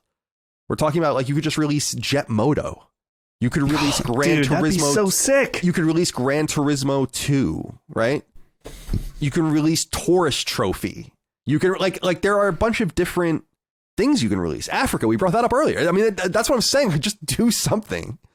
And I know that what they're saying is, aren't you more interested in like the great Yakuza games and the great Assassin's Creed games? And I'm like, and we should say yes, but it's not about the promise of those that I think people were interested in these other tiers. I told you guys to wait. I really did. Remember, as Jim Ryan said, who wants to play this? Who wants to play this? Who wants to play Jet Moto? I mean, God forbid. Classic. Papa Ritz wrote in and said, hey, CDC, so SEC filings from Snail Inc. show that Microsoft spent $2.5 million to put Studio Wildcard's Ark 1 on Game Pass and $2.3 million to put Ark 2 day one to Game Pass when it launches. The filings also showed Sony spent $3.5 million on having Ark 1 as a PS Plus game back in March. What do you think about these numbers? Too much? Too little? Based on other Game Pass and PS Plus deals we know about, do these numbers give you any indication as to what other larger deals might have cost and what future deals will cost Microsoft and Sony in the future? This is about what I would have assumed something like that would have cost. Based on the numbers I've heard off the record and on background, that comports. I've heard numbers in the hundreds of thousands. I've heard numbers in the several millions for games. But the bigger thing about, how do I put this? The value of the subscription model cannot be based on the money you're bringing in. It has to be based on the money you would be bringing in if you were selling them a la carte, and what you're not bringing in by removing the initiative to buy a la carte. And so that is much more expensive than it is to buy the acquisition rights for 3.5 million, 2.5 million, blah, blah, blah. What we're talking about here, when you put a game like Halo on Game Pass, you're costing yourself potentially hundreds of millions of dollars doing that. That's a huge risk. And that's more where the profit is made or lost. The margins where they're actually paying for games, that's just chip damage and was never dangerous to begin with. If the subscription model was all just random third-party shit that no one was going to really mess with or was actually made popular by the subscription service, that's different. And I don't think Ark is worth much more than that, really. And I assume Ark is also going to sell a lot of DLC. It's going to sell on other platforms. Isn't that the Vin Diesel bought into that company, didn't he? Isn't he like the VP? I think so. He's going to be in Ark 2. Yeah, he's the main character. They got that or whatever the fuck. That trailer was so disgusting. Yes. Like there was something about it that I don't remember what exactly was wrong with it, but it was a really uncanny thing to watch. All right, let's see here. Number 5. This is the last one, my friends. If it isn't already clear that Meta, the company behind Facebook, is Sony's staunchest competition in the VR space, some of its recent studio acquisitions should drive things home. Indeed, one of the 3 studios recently purchased is as an old second-party partner of Sony's, while the second is a third party with a lot of porting experience, and they join a quietly growing stable of Oculus-centric teams, including 2 other old second-party partners in Sanzaru and Ready at Dawn. According to website GamesIndustry.biz, Meta has acquired 3 teams in its recent spree: Camouflage, Armature, and Twisted Pixel. For purposes of our podcast, Twisted Pixel is the irrelevant odd man out here. They were once owned by Microsoft and in fact have never released a game on a Sony platform. The other 2 are a different story. Camouflage released their stealth game Republique on PS4 in 2016, and in 2020, they launched their one-time PSVR exclusive Marvel game Iron Man VR. I say one time because as part of this deal, that Iron Man game will be coming to Oculus with Sony's blessing, as it owns the publishing rights. Meanwhile, Armature, which was founded by ex-Retro devs that worked on Metroid Prime, had been a porting studio that started to get into VR content about half a decade ago. Their very first project, in fact, was the Vita port of Konami's MGS collection, of course, which Bluepoint handled on the console. They also developed the 2013 Vita game Batman Arkham Origins Blackgate. Remember that? Oh, I wanted to like that game. It was not good. It was their work on the sterling Oculus port of Resident Evil 4 that solidified their place, however. We bring this up only because it's worth noting that many of Sony's old partners that it could use on PSVR 2 are moving or have moved on. As noted earlier, Ready at Dawn, which at one time seemed like a prime acquisition candidate during the PSP days, is out of the picture, as is Sly 4 studio Sanzaru, which once had so much trust at Sony that it started developing that game without permission. Sony currently owns 0 studios focused on VR, though several of its teams, like Firesprite, Insomniac, and London, have lots of experience. Kendrick Lukenbach wrote in and said, hey, Last Stand lads, Oculus announced this week they acquired Twisted Pixel, Armature, and Camouflage. They paired the announcement with Iron Man VR coming to Oculus. I understand folks are tired of acquisitions, but I feel like PlayStation missed out on PSVR 2 to acquire one of these. A truly premium VR experience won't come from a general first-party studio, but if you are specialists, then this was a serious move by Oculus to beat PlayStation out of the gate for the next wave of VR software. I agree. That's why I wanted to bring this up. I was surprised that Sony's expanded the studio family somewhat substantially since PS5 launched, and they haven't really purchased anyone that works on VR exclusively or primarily. Firesprite, I think, would be the closest you get to that. But it is weird that these old studios that had a tether to them, they kind of let go when they might have been able to use them most. And what's funny is that they ended up getting Insomniac at a prime time, because Insomniac was also heavily invested in Oculus and working on third-party VR games, and is certainly part of probably what they're working on now. Who the hell knows? Dustin, I wanted to ask you first. What do you think about these studios coming off the market here, and Sony's ability to support their games with first-party and second-party products? I just feel like there's so many. Oh, if you're a PlayStation fan from days past, Ready at Dawn, Sanzaru. I mean, these are studio names from the PS2, PSP, PS3 era. So what say you? Well, I think particularly what's interesting about Ready at Dawn and Sanzaru is that, so Ready at Dawn, obviously the Order 1886, which has a big mixed reception. I love that game. I think it's a great game that has some obvious glaring faults. But what's really interesting is that they went and created Lone Echo, which is known as being one of the best VR games out there.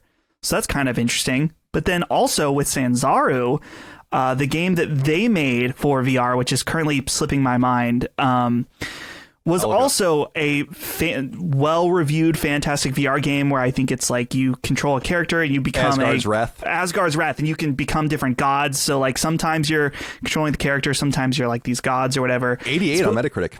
Dude, that game's supposed to be awesome. I've always wanted to play it. But so you have those two teams, which you see flourish under Meta's stewardship, right? So you have to wonder about these other teams that if they had just been given the proper time and budget from Sony or something like that, if they could also create some amazing games for PSVR. And I think that this has always been the question with Sony and VR, and I think it remains to this day, is what is Sony's level of commitment? Clearly, they're committed when it comes to hardware, and they are committed in terms of software, but it seems up and down. Sometimes, obviously, when PSVR launched, it was really hot. They had a lot of different teams working on stuff, but they were never really willing to put up big IP for VR. Now, we are seeing that change a little bit. We're having a Horizon game made for VR. I think that's an excellent first step, but at the same time, it is a good question on why some of these teams weren't either made, specific second-party relationships for PSVR 2. You would assume these deals would have been inked like over a year ago when they were in development for PSVR 2. I mean, maybe that's how long some of these acquisitions with Meta has taken, but it's strange to see all this talent get away when they're going to need it for supporting their new platform in PSVR 2. So I think it's a big missed opportunity for Sony. What do you think, Chris?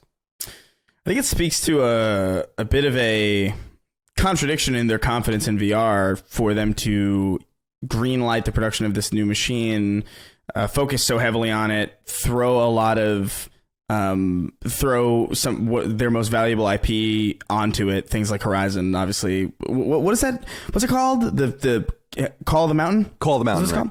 Yep.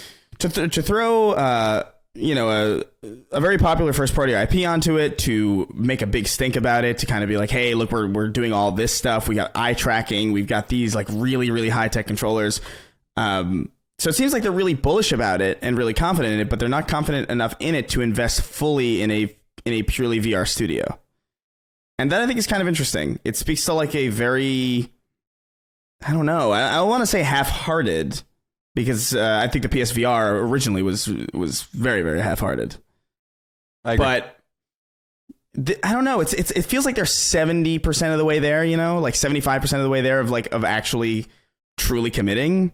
Because without a real studio dedicated to this stuff, I don't know. The argument could be made though that a lot of first party studios are so big that there's no doubt teams within those teams that are not only really, really talented, but really, really capable of building their own smaller VR things on the side. That is also a possibility. Obviously, Insomniac is a prime example of that. Even just with their output in traditional games just being insanely swift and really well executed. I'm sure there's something in the works over there.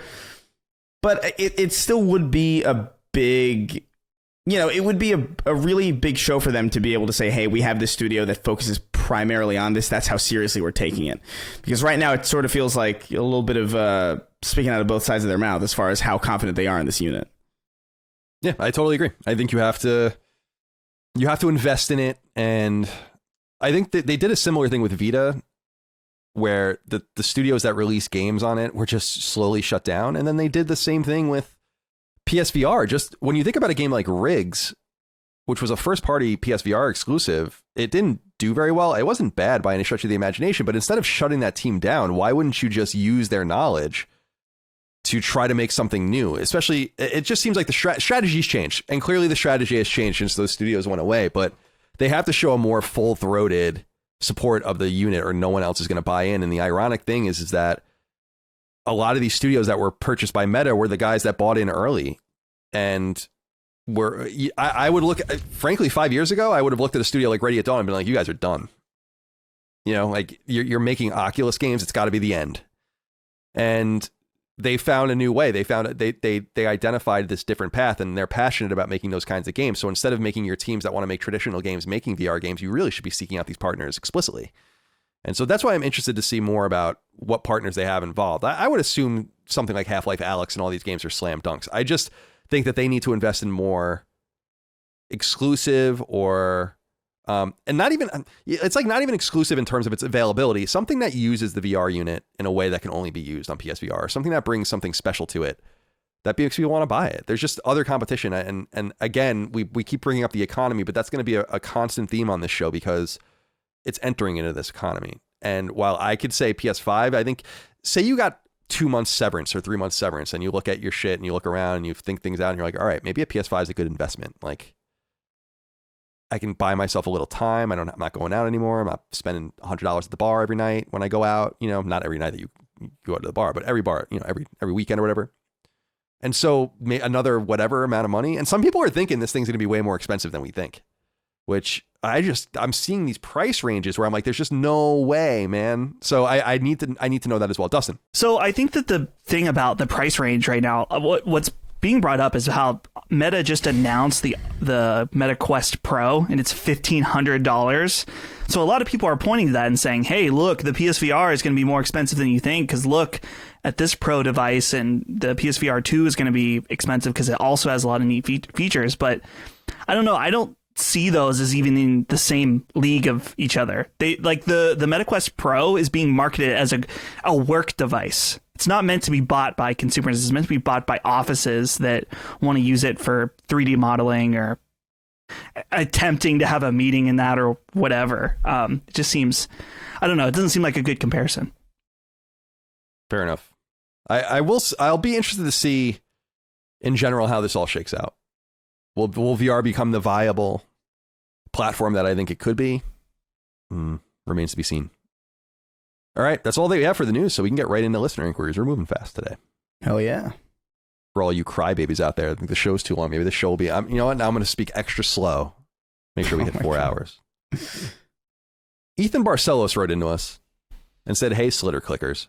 The recent USA Today interview with Bella Ramsey, the actress, raises an important question in this new era of cross-media with video games, movies, and TV. Should the actors involved play the video games their shows or movies are based on? Or is it enough for the showrunners to be the only ones to be familiar with the source material? In the case of Halo, nobody involved seemed to care about the video games and likely suffered because of it. In the case of The Witcher, arguably the strongest performance in the entire show comes from Henry Cavill, who's a notorious Witcher fan, and it's well known that his performance was influenced by both the books and The Witcher 3. The Last of Us is still unproven, but I'd be curious to hear your guys' thoughts. Chris, what say you on this? Bella Ramsey, who plays Ellie in The Last of Us on HBO, that comes out next year, gave an interview that basically echoed and reiterated what was already said by her castmate, which was that they didn't play the game. And I think this is good. First of all, those performances are so strong. I get both ways, and I understand Henry Cavill is mimicking what's done on screen. I think it's very different. I think playing The Witcher and having these conversations is a little different than playing The Last of Us. So I think that you're getting a little bit different. Like Henry Cavill could just mimic that style and get away with it. Really, we have no affinity for the actor per se. You can't really even tell, right? They could be indistinguishable from each other. I just think it's a little bit different with something a little more narrative heavy, linearly like this. But I like the idea that they don't know the source material so that we have no comparison point. But I also feel like the fact that both of them saying it with what's his name, Pablo Pascal, right? Is that right? Yeah, Pedro Pascal. Pedro Pascal. That's it. Pedro Pascal. Mm-hmm. He had said the same thing, and to me, Chris, that just says that this is PR training. I don't know why that would come up.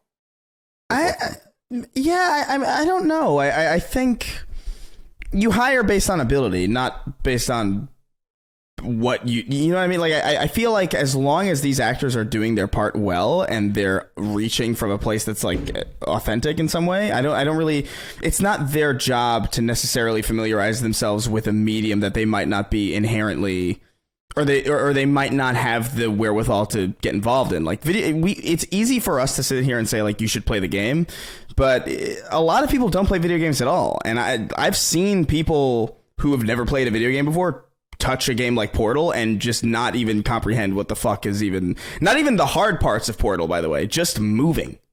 You know, we take for granted how familiar we are with this medium and how, you know, easily accessible it is to us having been a part of it for so long. But a lot of people, especially like maybe Pedro Pascal's age or even some younger people who just don't really find that interesting, I don't necessarily think that it's their job to put themselves in that situation. All they have to do is understand what the character is about and deliver a performance that's worthy of that character. Now, maybe you could argue that there are actors who are better who do play video games. That's probably true, but you know, it's one of those things where I don't think playing the Halo games, I don't think Pablo Schreiber playing the Halo games would have made his Master Chief performance any better, because that's all in the writing. That's the writer's job. If anything, the writer is the person who's supposed to be familiarizing themselves with the source material in ways that might be, and that might include playing it. That might include just maybe watching a full playthrough. I think that's totally sufficient, because you know what you're getting out of a TV show isn't the gameplay experience anyway. You're not going to be able to replicate that in the first place. So as long as the writers understand what they're doing and the producers understand what they're doing, I could give less of a shit if the actors are playing the video game. Their job is to take text and turn it into a believable performance, and that's all their responsibility is. Yeah, I mean, there's something important to say. Well, I think that Neil Druckmann's involvement is 25 million times more important than, say, Troy Baker's involvement, right? So, in maintaining its authenticity, since it comes from his mind. Dustin, what do you make of this? I think that Chris is spot on. I think the only thing that I would want to add in addition to what he said is that not only he mentioned about the writers, but I think it's more important that the director has played the game than the actor, because I think that depending on the actor, it could be very easy for that separate performance, the original performance, to get in their head. They obviously don't want to mimic it exactly, but they also don't want to stray too far away. So it's the director's job to get the type of performance that they want from the actor, whether that's, you know, through direction, through figuring out through repetition, what's good, what's bad. So to me, yeah, it doesn't really bother me that she hasn't played the game, but it's more important about the director, and Colin, like you said, Neil Druckmann being involved is way, way more important overall. Yeah. I would rather have the creator of the IP involved in a way that mattered than the actor playing the game in replacement of that. You know, that's way more valuable to me. Luke Aldersley wrote into us and said, "Hey there, my beautiful slitterbugs. When I was a wee boy growing up in Rady, England, I would always be looking forward to the next birthday or Christmas, for it was the only time I would get a new game outside of using the local game store's trade-in schemes. I feel now that I am a young adult and I have lost that same excitement because I have the disposable income to purchase whatever I want whenever I want to play something. Do you guys also miss the overwhelming excitement that would come as a young gamer with limited access? There was always something special to opening the new game on a birthday." I feel like you guys could both relate to this. I'm especially curious, Dustin, to hear what you have to say first, because I know you're really into physical game collecting right now, and probably will be for the foreseeable future, maybe forever. But there is something to say about, there's like a meme that I see sometimes where it's like, you remember playing Legend of Zelda Ocarina of Time, and you think back and you think it's like a really happy time, but the kid thinks back and his like parents are fighting in the background, and like there's like all this crazy shit happening, and we let nostalgia paint over the way things used to be sometimes, because we think about things being old, and we think about things the way they used to be. There is something really awesome about this idea that, listen, kid, you have one shot at this. You better get the game that you want. You have no do-overs, and this is going to be the game that is your life for like the next 2 months or something. And there was something funny about getting to know games like that. I played games unnecessarily like during that era. In this era about trophies. Right, exactly. You'd play anything, and there's something about that.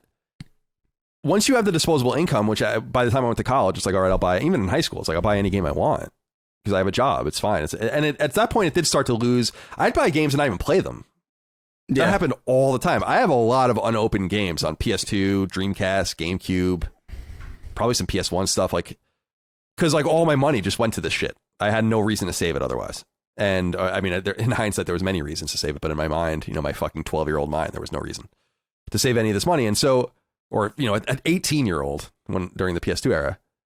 So I just feel like, I'm curious what you think about this idea of losing that magical feeling of finding the right game. I think it's, the grass is always greener though, because like, why would you ever miss having to be pigeonholed into things? Like, you have the flexibility to play the very best or whatever you want to play at any given time. And I wouldn't exchange that for the world personally. Right. Well, it's funny. I've thought about this before, that when you're a kid, you have the same few games and think, man, I have nothing to play right now. And now, as an adult, as Luke writes in, is that we have access to everything. And it's not just from a financial perspective. If you have PS Plus, you have all those games. If you have Game Pass or PlayStation Plus Extra, whatever, there's literally thousands of games at my fingertips without even me spending money right now, right? And often I feel like I have nothing to play, just like when I was a kid and I only had access to 6 games or something like that. So it is interesting that there's this, at least for me, with having so much access, I get analysis paralysis really bad, where I'm always thinking about, okay, what game am I going to get the most enjoyment from right now? What is the best use of my time? And I will think so critically about that I may not end up playing anything sometimes, or I'll just decide to watch something stupid on YouTube or whatever. So there's definitely something lost, or some kind of specialness. Like I've talked about on the show, the day I opened Dragon Ball Z Budokai that Christmas is one of the best memories I've ever had, getting a PlayStation 2 one Christmas. It was a used PlayStation 2. It came with, I can't remember the game. I think it had Armageddon on DVD, and it was awesome. There's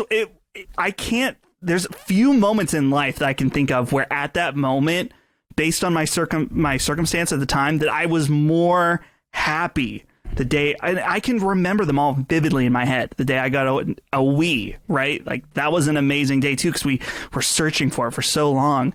And now thinking about, I remember the day I got my PlayStation 5, but it was, I don't know, some guy brought it in a box, and there was no struggle behind finding it, at least, which I know some people may have that experience. There's no struggle behind finding it, no struggle with the money aspect of it, no struggle with the games. It just kind of showed up and I could enjoy it. And I think that they're like you said, Colin, this is the preferred way, but you do miss out on those extreme highs of getting that game or that console.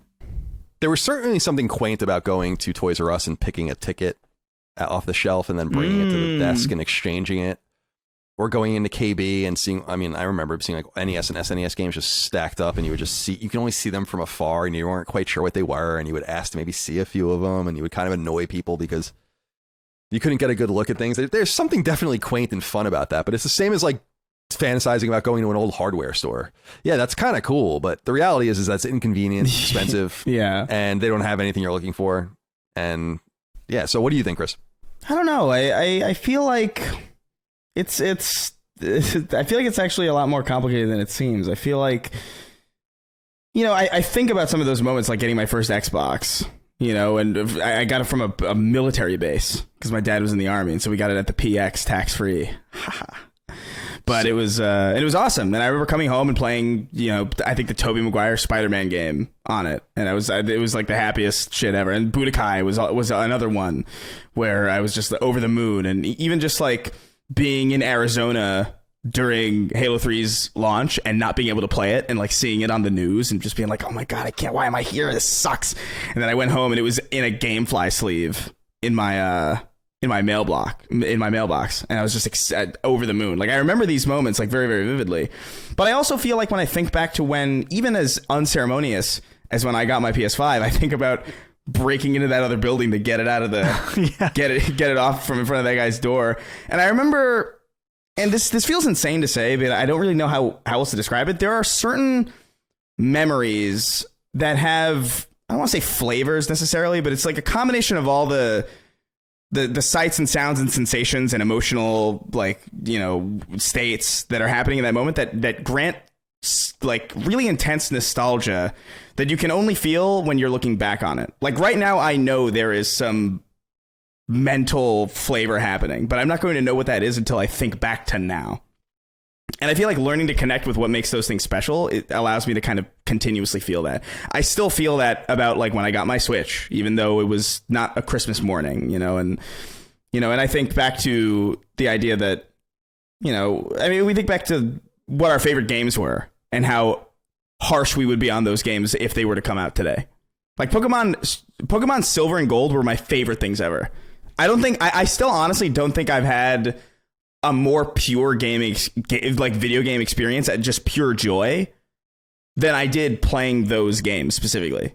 And it's because they came out when I was young and dumb and I just had no responsibilities. It's why most people's favorite bands were the bands they listened to in high school. And even though I found music that I like more than my favorite bands, that's still my favorite band still. Because it's associated with a time where just I had nothing to worry about. Even the things that I was stressed about, not even close to the shit. It's comical when you think about it. It's hilarious, back on it, right? Isn't it? I agree. And so, like, I don't know. I think nostalgia is fun and it's nice, but I also think a lot of these, like, missing these memories is just kind of associated with just how much more we have to do as people, as adults. And I think that joy is still there. I think you just have to learn how to like tune out all the other stuff. And it's totally there for you. I've had so much fucking fun on like Sea of Thieves, because I'm able to just shut my brain off and kind of like get into my bubble. And it's just it's exactly the same kind of sensations that I had playing, Halo back in the day or playing Pokemon. It's the same things. It's just a matter of like being able to kind of meditate yourself into that state where you're not bogged down by anything. I know that was a lot more ranty and tangential than probably the question. No, it's all good. I mean, I think nostalgia is, first of all, it's one of my favorite topics. But I also think, do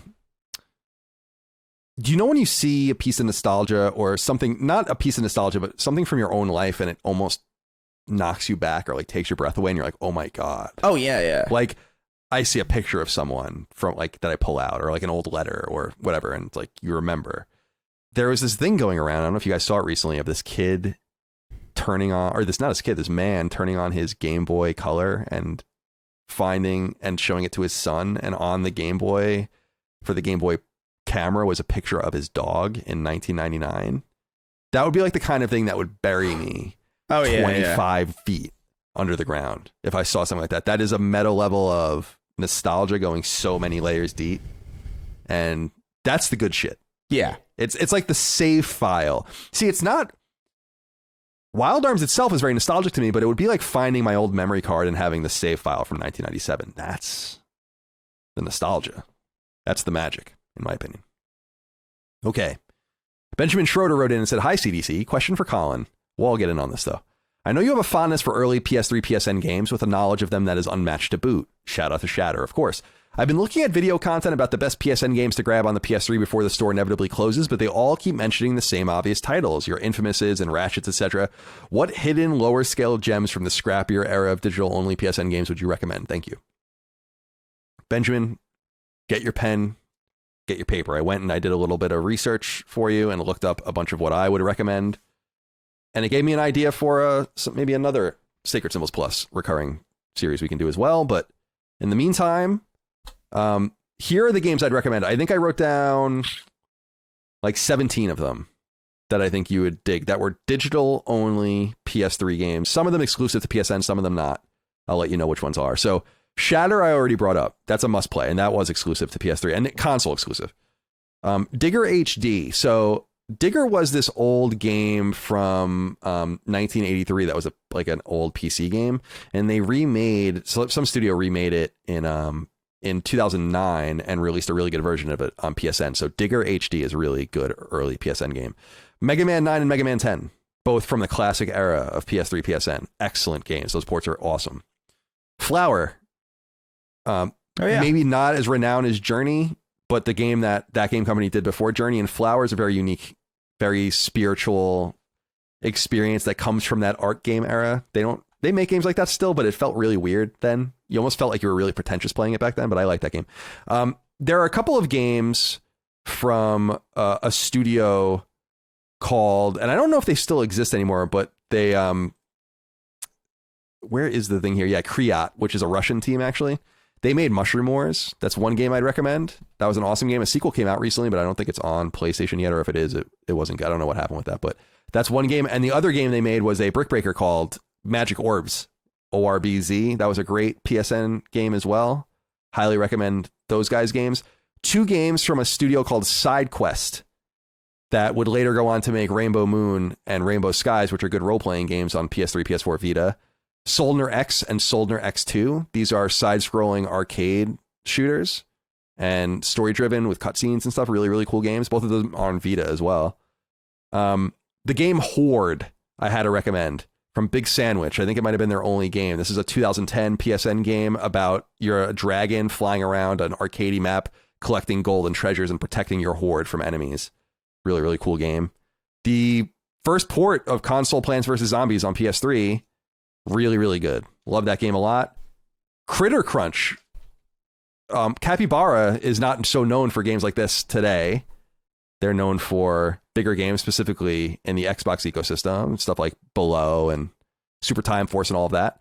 But they made a game back in 2009 called Critter Crunch. That's a fun puzzle game. Highly recommended that. Rochard is a cool game by Recoil. They still exist today. That came to PS3 in 2011. It's a Metroidvania, kind of physics-based. Really, really cool game that you might like. Game called Sideway New York from 2012 from Fuel Industries. This is a really cool, cute, urban-style side-scroller that I really liked. Of course, Super Stardust HD from the renowned Housemarque. Their 2007 PSN release was the first game to ever get trophies, if you're curious. So those are the oldest trophies you can get. The 2012 game Dyad from Right Square Bracket, Left Square Bracket. This was a cool kind of music game that came to PSN at that time.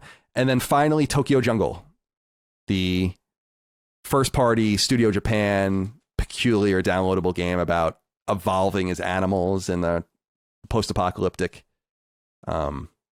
Tokyo. So people often say we don't talk about games enough or recommend games enough or stick on them enough. There's 17 really good PS3 games for you to play right now. Downloadable games. I don't know if you have any you guys want to add. I this was here. I don't know if you have anything. And again, there are better games and great games that I didn't mention, but these are certainly amongst the ones that you want to check out. Dustin, do you have anything to add? Braid.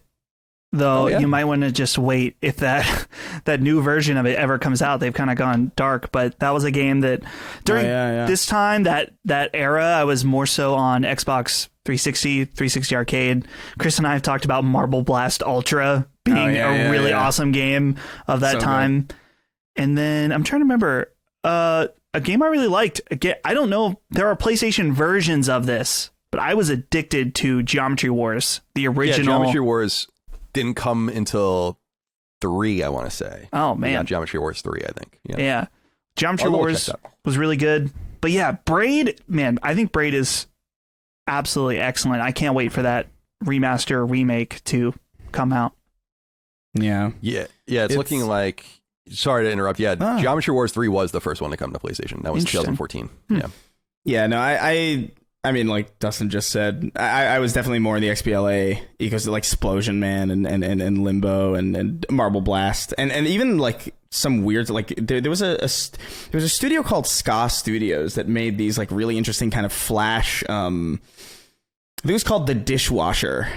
Yeah, I remember that game. And it was like an action game, right? Yeah, it was like an action hack and slash, and I really loved that. And they did Salt and Salt and Sanctuary. Yeah.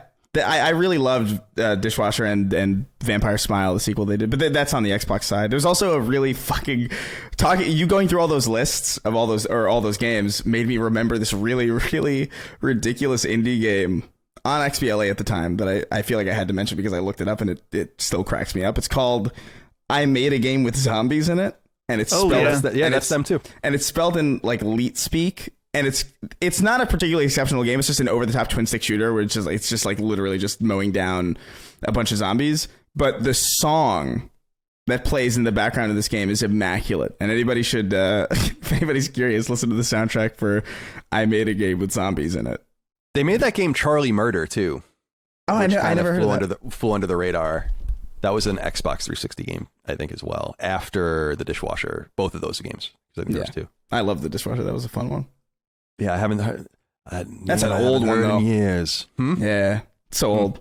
I haven't heard the Zombies one. I haven't heard in so long. I remember the box art for it was just like black. Yeah, it's literally just it's clearly just dumb, but hearing that song again made me chuckle. That brought me back. That song was the little Game Boy with my dead skeletal dog. That would break me. I mean, if that happened to me, I would just. It's kind of sad, I guess, to think about, but I've thrown away old computers just to avoid whatever was on them. Just to ever see, it's like, old pictures and memories. And I'm like, I don't know, man. I don't think humans are supposed to remember this much.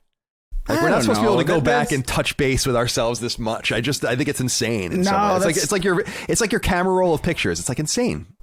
Yeah, but I mean, I don't know.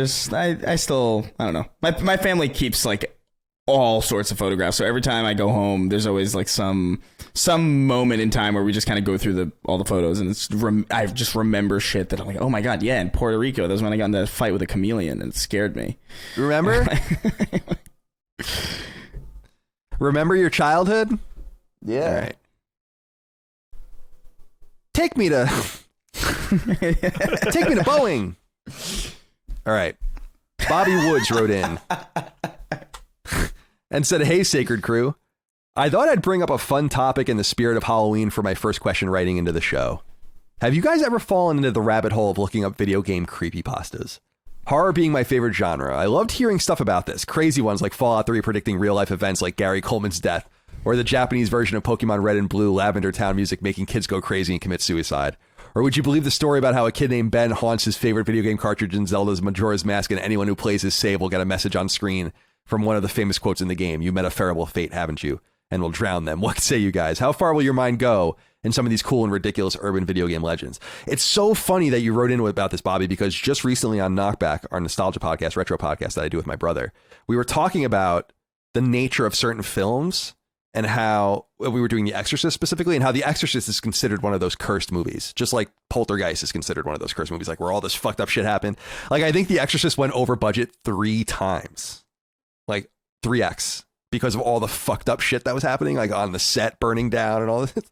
It's hysterical. And so we were talking about this idea of there being some sort of spirit within a product that comes with it some extra level of haunting or some extra level of provenance or something that adds to it. And we were talking specifically, we were talking about The Shining too, because we were saying how Stephen King didn't like Kubrick's interpretation of The Shining, which by the way is fucking amazing. I mean, you have to be a crackhead to not like that. But he didn't like it because he felt like he was mean-spirited. Like there was something mean and unholy about it. And I'm like, yeah, Stephen, that makes it awesome. That there's like something more to it than what's on the screen. So I'm wondering if you guys, to Bobby's question, have anything similar. Dustin, you seem like you know exactly what I'm talking about here. Well, so obviously there's a big rabbit hole of people that have gone and created different like ROM hacks. I remember there's a really creepy Sonic one. I just looked up. It's called Sonic.exe. It's like a creepy Mario 64 one. For me, though, what this made me think of was just the discovery when I was in kindergarten and first grade and Pokemon Yellow is out, Missing No, which is a glitch in the game that you can activate. But there is some benefits to Missing No. You could duplicate Master Balls or whatever, duplicate Rare Candy, and really kind of break the game. But you could catch Missing No and keep it. And when you did this, it would do weird stuff to your game. It would, like, if you did the Elite Four, your lineup at the end would be all screwed up. And I remember like kids at school talking about like, this is the ghost in the game. This is something you're really not supposed to do, and it's going to like curse your game. And it felt like a very real thing to us because you see all this weird stuff happen to your game and you're like, what is going on here? And so at that time, and you couldn't look up anything about it when you're a kid. You just know that the kid on the bus told you how to do this in the game. And 99% of the time when you would hear stuff like that with Pokemon, it wasn't true. Like, oh, use the move on the truck outside the boat, and if you'll find Mew under there, stuff like that. It was like always bullshit. But Missing No was real. Yes. And that added a level of creepy factor at that time that, I don't know, it was very strange. That's very well said. That's a good example. It's especially true because I was 10 years older than you or something at that time, and so I was in high school when Pokemon Yellow came out, and there was a creepy vibe to these games too with that kind of stuff for older kids, older people. I wasn't really a kid. I know them when I was still playing Pokemon though. In fact, Pokemon came out when I was in 9th grade, so I probably should have never been playing Pokemon. Chris, what do you think about this? The other thing I like are it was through Summoning Salt I started getting these suggestions of the icebergs. Oh, yeah. Icebergs, which I also enjoy. Those are pretty cool, too. The icebergs are full of stuff like that, like little creepypastas, depending on, obviously, which ones you go for. They're obviously all franchise or IP adjacent. But that Majora's Mask one with Ben, I love that one. That's such a fun and creative one. There are some not ROM hacks, but there are games that are made to kind of... that are made to be... I guess examples of that, like, oh, hey, this is a really cool idea for a game, like a game that's haunted or like a game that's kind of inherently spiritually out of whack. Let's make that game so people can experience it. The one thing that I can think of, there's a few that I can't remember the name of because I played them so long ago, but one video version of it, I don't know if it's a real game or if it's an orchestrated video series that somebody made. It's called Petscop, and that's a really cool one. It's called PETS Cop, basically. It's meaningless. It's really cool. It's it's actually like an enthralling watch. It's really unsettling pixel art and like really quiet ambience. It's really cool the way it's set up. But the one that I remember from when I was young was The Ghost of Lockout, which was this ridiculous Halo 2 thing where it was like this old machinima or this old screen capture of these two guys playing, I don't know, just Slayer on Lockout. They were just playing with each other. And then there's another character in the game, but he's not on the scoreboard when they hit back, and he's just there. And he's like stalking them, and it's like really awesome. It is off-putting. Like, it's obviously nonsense. Definitely. Like, even at that time, like I was old enough to know that, okay, well, you know, that's obviously like a glitch or something. But the way it was presented was creepy, and I could see I had my little cousins coming up to me asking, like, is this real? Like, nah, dude. But it's cool. Like, I miss that time when that was plausible. When you could have a mystery like that before you could just immediately look up whether or not that was bullshit. You could go to Snopes or you'd see like a video about how they did it or something. Back then it was a lot more just you heard about it and you either believed it or you didn't, but even if you didn't believe it, you couldn't prove that it wasn't true. Now people just bring up their phone like, that's not true. Right. Yeah, that definitely is. It's so funny you say that, because Dagan and I were talking about that with a film that we thought really took advantage of that was 1999's Blair Witch Project, which Totally. you guys were young, you guys were a little young for, but you might remember it. I mean, the whole vibe about it was that people really thought it was real, like that, and it was during that era where you probably should have known better. It's kind of like wrestling, where you're like, I don't think this is real, but you go into the movie thinking that maybe this is really found footage and all of that. So I totally get it, Bobby. I think it's good shit, and I like that kind of stuff. I think it's fun to have all these things read into the spirit, like something being more than what's written on the page or what's in the game or what's on the vinyl or whatever is neat. When you're putting Wizard of Oz together with Dark Side of the Moon, whether they exist together or not, it's fucking weird. Yeah, right. And it's definitely creepy as hell. When you're watching The Shining and playing Abbey Road backwards or something like that, and it's like, what up? I like that kind of stuff. Especially the cross media stuff. That's where it gets weird. And the rare thing where it's intentional and true. That's why I think people are so interested in Kubrick and The Shining, is because it is all intentional. Like, or at least a lot of it is. There's also There's also that you brought up Wizard of Oz. There's that rumor, and I still don't know if it's true or not, but where there's a shot in the Wizard of Oz where you could see a munchkin like hanging from a tree or whatever. Yeah, I think that there is something that's from so long ago that it's plausible that I could believe that they wouldn't be able to just edit that out. I'm 50-50 on that. I'm gonna leave it. I remember seeing it. You see something. Yeah, I don't want to know. By the way. Yeah. Okay. Fair enough. I like the fact that I need some whimsical bullshit in my life. Please. There's going to be like a 20,000 word Wikipedia article about that guy. Yeah, probably. It's going to be like, Billy Bottoms, known as Hanging Munchkin, and then it's like March 2nd, 1902 to April 2nd, 1938. It was an actor, writer, and stage performer. Best known for hanging himself on The Wizard of Oz. God damn. Take me to Oz. Take me to the wizard. Oh God. It's funny because The Wizard of Oz is a complete political commentary, so it actually makes a lot of sense. All right. Ghost Raid wrote in and said, "Good day, Bad Karma Trio. Playing through a lot of games with moral choice systems has made me wonder how often, if ever, you take the evil route in your games.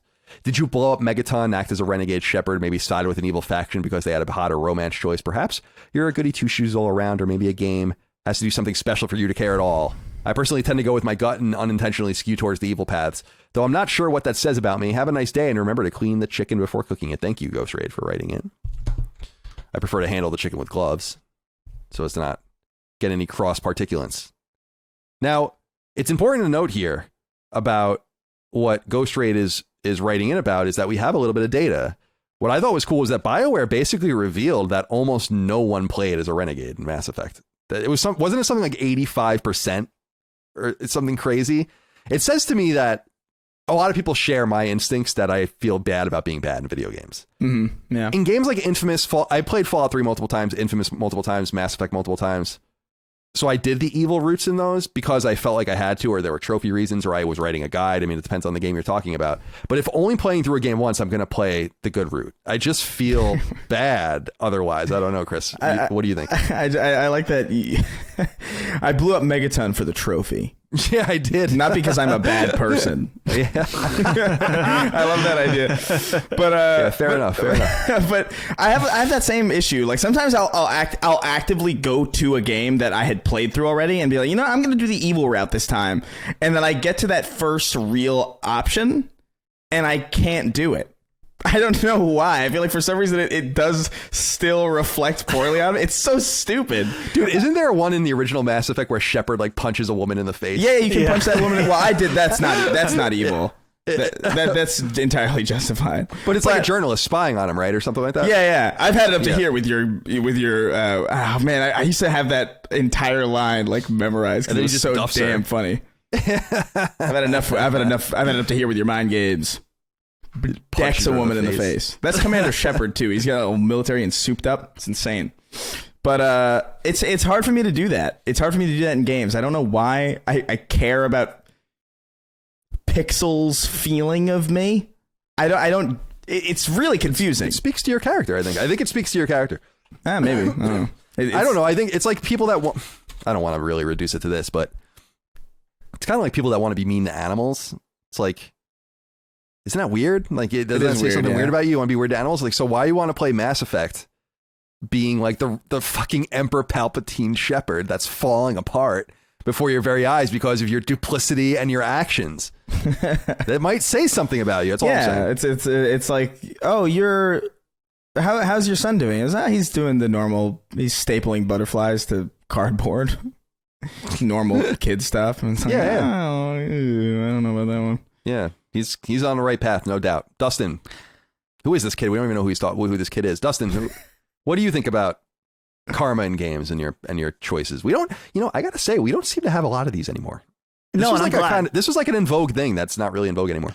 Yeah, I feel like with Mass Effect, it just feels like the way the story was written, it doesn't make sense for Shepard to be an asshole. He's putting his life on the line to save everyone, not just humanity, everyone in the galaxy. So yeah, he's probably going to be a good guy. But I think it's interesting that, I don't know, a lot of these games, they make it so obvious, like the good decision, the bad decision, or we'll say the moral positive, the moral negative, whatever, right? They make it so obvious when in real life it's not necessarily so cut and dry. And I feel like there could be room for a game that it's like the good choice doesn't need to be blue and the bad choice or the evil choice doesn't need to be red. Yeah, right? It literally reads like that, which is kind of stupid. Yeah. Right, yeah. And I actually thought that was kind of an interesting thing about what Skyrim did, was it kind of made you choose the lesser of two evils when you played the main story of that. Is that it's like, well, these guys are kind of, they're the big government. They suck. We could go with the resistance, but they're like kind of racist. So it's like, what side do you pick? And that's kind of, I thought was interesting, because that's often how it is in real life, is you kind of have to just choose whatever you feel is the lesser evil in a lot of situations. And it sucks, but that's how things are. And so, I don't like these systems. I would always just play as a good guy, because often this is, like you guys, it felt like the right thing to do, and it's often felt like that's how the game was intended to be played. I will say, though, since you bring up the obviousness by how, it's like red equals bad, like, do you want to save this woman's life, or do you want to microwave a baby? It's like very obvious, like very obvious extremes. But like, you bring up Skyrim, and I hadn't considered that part of Skyrim, but I think that's kind of an underrated aspect as to why Skyrim was so big, was because it really did feel like, in a time when those choices were like really rampant in video games, you had a lot of arguably pointless choice-driven games that didn't really need it. It was kind of an in vogue thing that just sort of went away after a while. But Skyrim came out around that time, and it didn't do that. It actually did it pretty smoothly. Like, they had the whole Dark Brotherhood thing, and there was all sorts of moral implications about that, and obviously the resistance and the big government stuff. And it didn't lay out obviously which one was the bad thing. I think that's probably like a huge reason as to why the game was so engrossing at that time, because it really wasn't like that for a lot of other RPG, even the big ones, even things like Mass Effect, which obviously we've talked about already. But yeah, I haven't played through the main story in Skyrim in so long that I forgot that was even a thing. I usually just mod it so Macho Man Randy Savage comes to kill a dragon or something. But I haven't played all the way through Skyrim because it was so busted on PS3. Oh yeah, that's right. And I was so mad. I was like, fuck this game. And I wrote all sorts of op-eds, got everyone fired up. But the one thing I want to say is I think the reason we don't see a lot of choice-based games anymore is because the telemetry shows that people were not making choices that suggested there should be a choice-based anything. If you're BioWare and it's like it's like a Wojak, where you see like a Wojak dev crying because he put all of this work into the Renegade path, and 1 in 7 people that played the game even saw any of it. That's just a waste of time. Yeah, I mean, like you just don't even do that anymore. I mean, I think that's why it's just not. It's not a thing, But we also have, I don't know how I feel about that, because I think it's cool. I'm not saying you're not deserving of seeing that. I'm saying from a business standpoint, if all of that work went into nothing, basically, I think it's a waste of time. I know what you mean, but I guess I just don't think it's nothing. I think there's something really cool about aspects to games that not everybody sees. Like that little, the thing that comes to mind specifically when I think about this is obviously like things like Elden Ring, where there's a lot of hidden stuff, but also even further back, BioShock Infinite, there are things in that game that you could totally miss. Like there's a scene in the cellar where you're playing the guitar with Elizabeth or whatever, and that little kid comes out and she feeds him. It's like that was a really powerful moment that anybody could have missed, and that obviously a lot of work went into that. It's a lot of motion capture. That's a lot. So, and I like that. There's things in video games, even big games, that people can miss. I think that makes games awesome. Gives you a reason to come back. I will say, one example that we haven't brought up is I think Fallout New Vegas is the best example I've played of making your choices totally gray. Like I remember there were points in that game where I was like, I didn't want to do that. And I look back at my choices and it made it seem like I wasn't going to, and then it just is like, no, that's going to happen.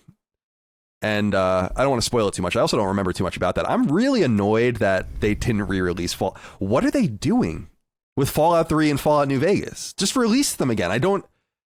Are you afraid to release Fallout 3 because there's a character named Colin Moriarty in it and he's a prominent character? Just be honest. I think they're afraid because those games, that once they re-release them, people are going to realize they're very dated.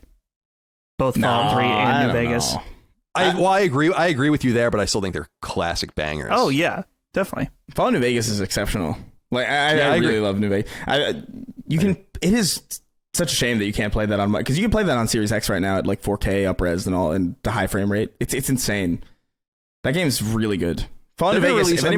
If you haven't played Fallout New Vegas, at least play that one. Fallout 3 is I like Fallout 3 a lot, but that's definitely like a harder one to swallow. New Vegas is great. Whoa! Fallout 3 to me was the first game I had ever really played like that. Yeah, like based on my like trajectory through video games over my life, I didn't play Morrowind or Oblivion. So at that time, that was the first time I'd ever. I was like, holy mother of God! I remember getting out of the vault and being like, I've never seen anything like this in my entire life. I have no idea what I'm supposed to do. This is insanity. And that was Skyrim. It was so exciting. Skyrim's the same thing. I remember when you first fight a dragon in Skyrim, you're in this like open field, you see it flying, and it's like, there's cool moments. I'd like to get back to Skyrim at some point, but there's so many things I'd like to get back to. I'm going to be fucking dead before I get back to any of these games. You'll be able to play it on your fucking fridge at some point, so. Sure. Hopefully I'll upload my mind and just be able to play games. Yeah. Forever. You'd be an AI. Ben wrote in and said, hey, Clit Slits Colin, I heard you say on the last crossover with Duke that during the physical era, games wouldn't release in December nor between May and August. I don't recall that. I'm wondering why that was the case. Wouldn't they want to release games just as kids go on summer break and equally as much in December for the holidays? Enlighten me, Daddy. I will. So I didn't really I didn't tune in too deeply into release dates, and I don't know why anyone would. But I didn't tune into like the tradition of release dates and how things went until I worked for IGN as a freelancer and an intern, and I started doing database work there. So one of the things I would do every month is just sit and games would get announced and I would put the release dates in. And then old games would need new release dates. So like my job would be to go to various databases and cross-reference and make sure the dates were right. And there would be all these unsorted dates in the database, and you would go in. It was very archaic. And IGN's old proprietary network called Network in a Box. And over time, because I'm into the kind of that weird nerdy shit with games, I just came to realize and learn there's a total schedule to the way games came out. It only was really the PS3 era, but more the PS4 era that it broke. And still games are pretty rare in December. Like, it's weird that Callisto Protocol is coming out when it is. That would have never happened back in the day. I think the reason is like multifaceted. I think the first reason is that you're relying on physical goods, so you're relying on traffic. This stuff requires eyeballs. I mean, you're taking up spots, doing all these things. So you want games to churn at a certain time, but you would be surprised. I think games had a different cadence back in the day. People would go on vacation, they'd leave.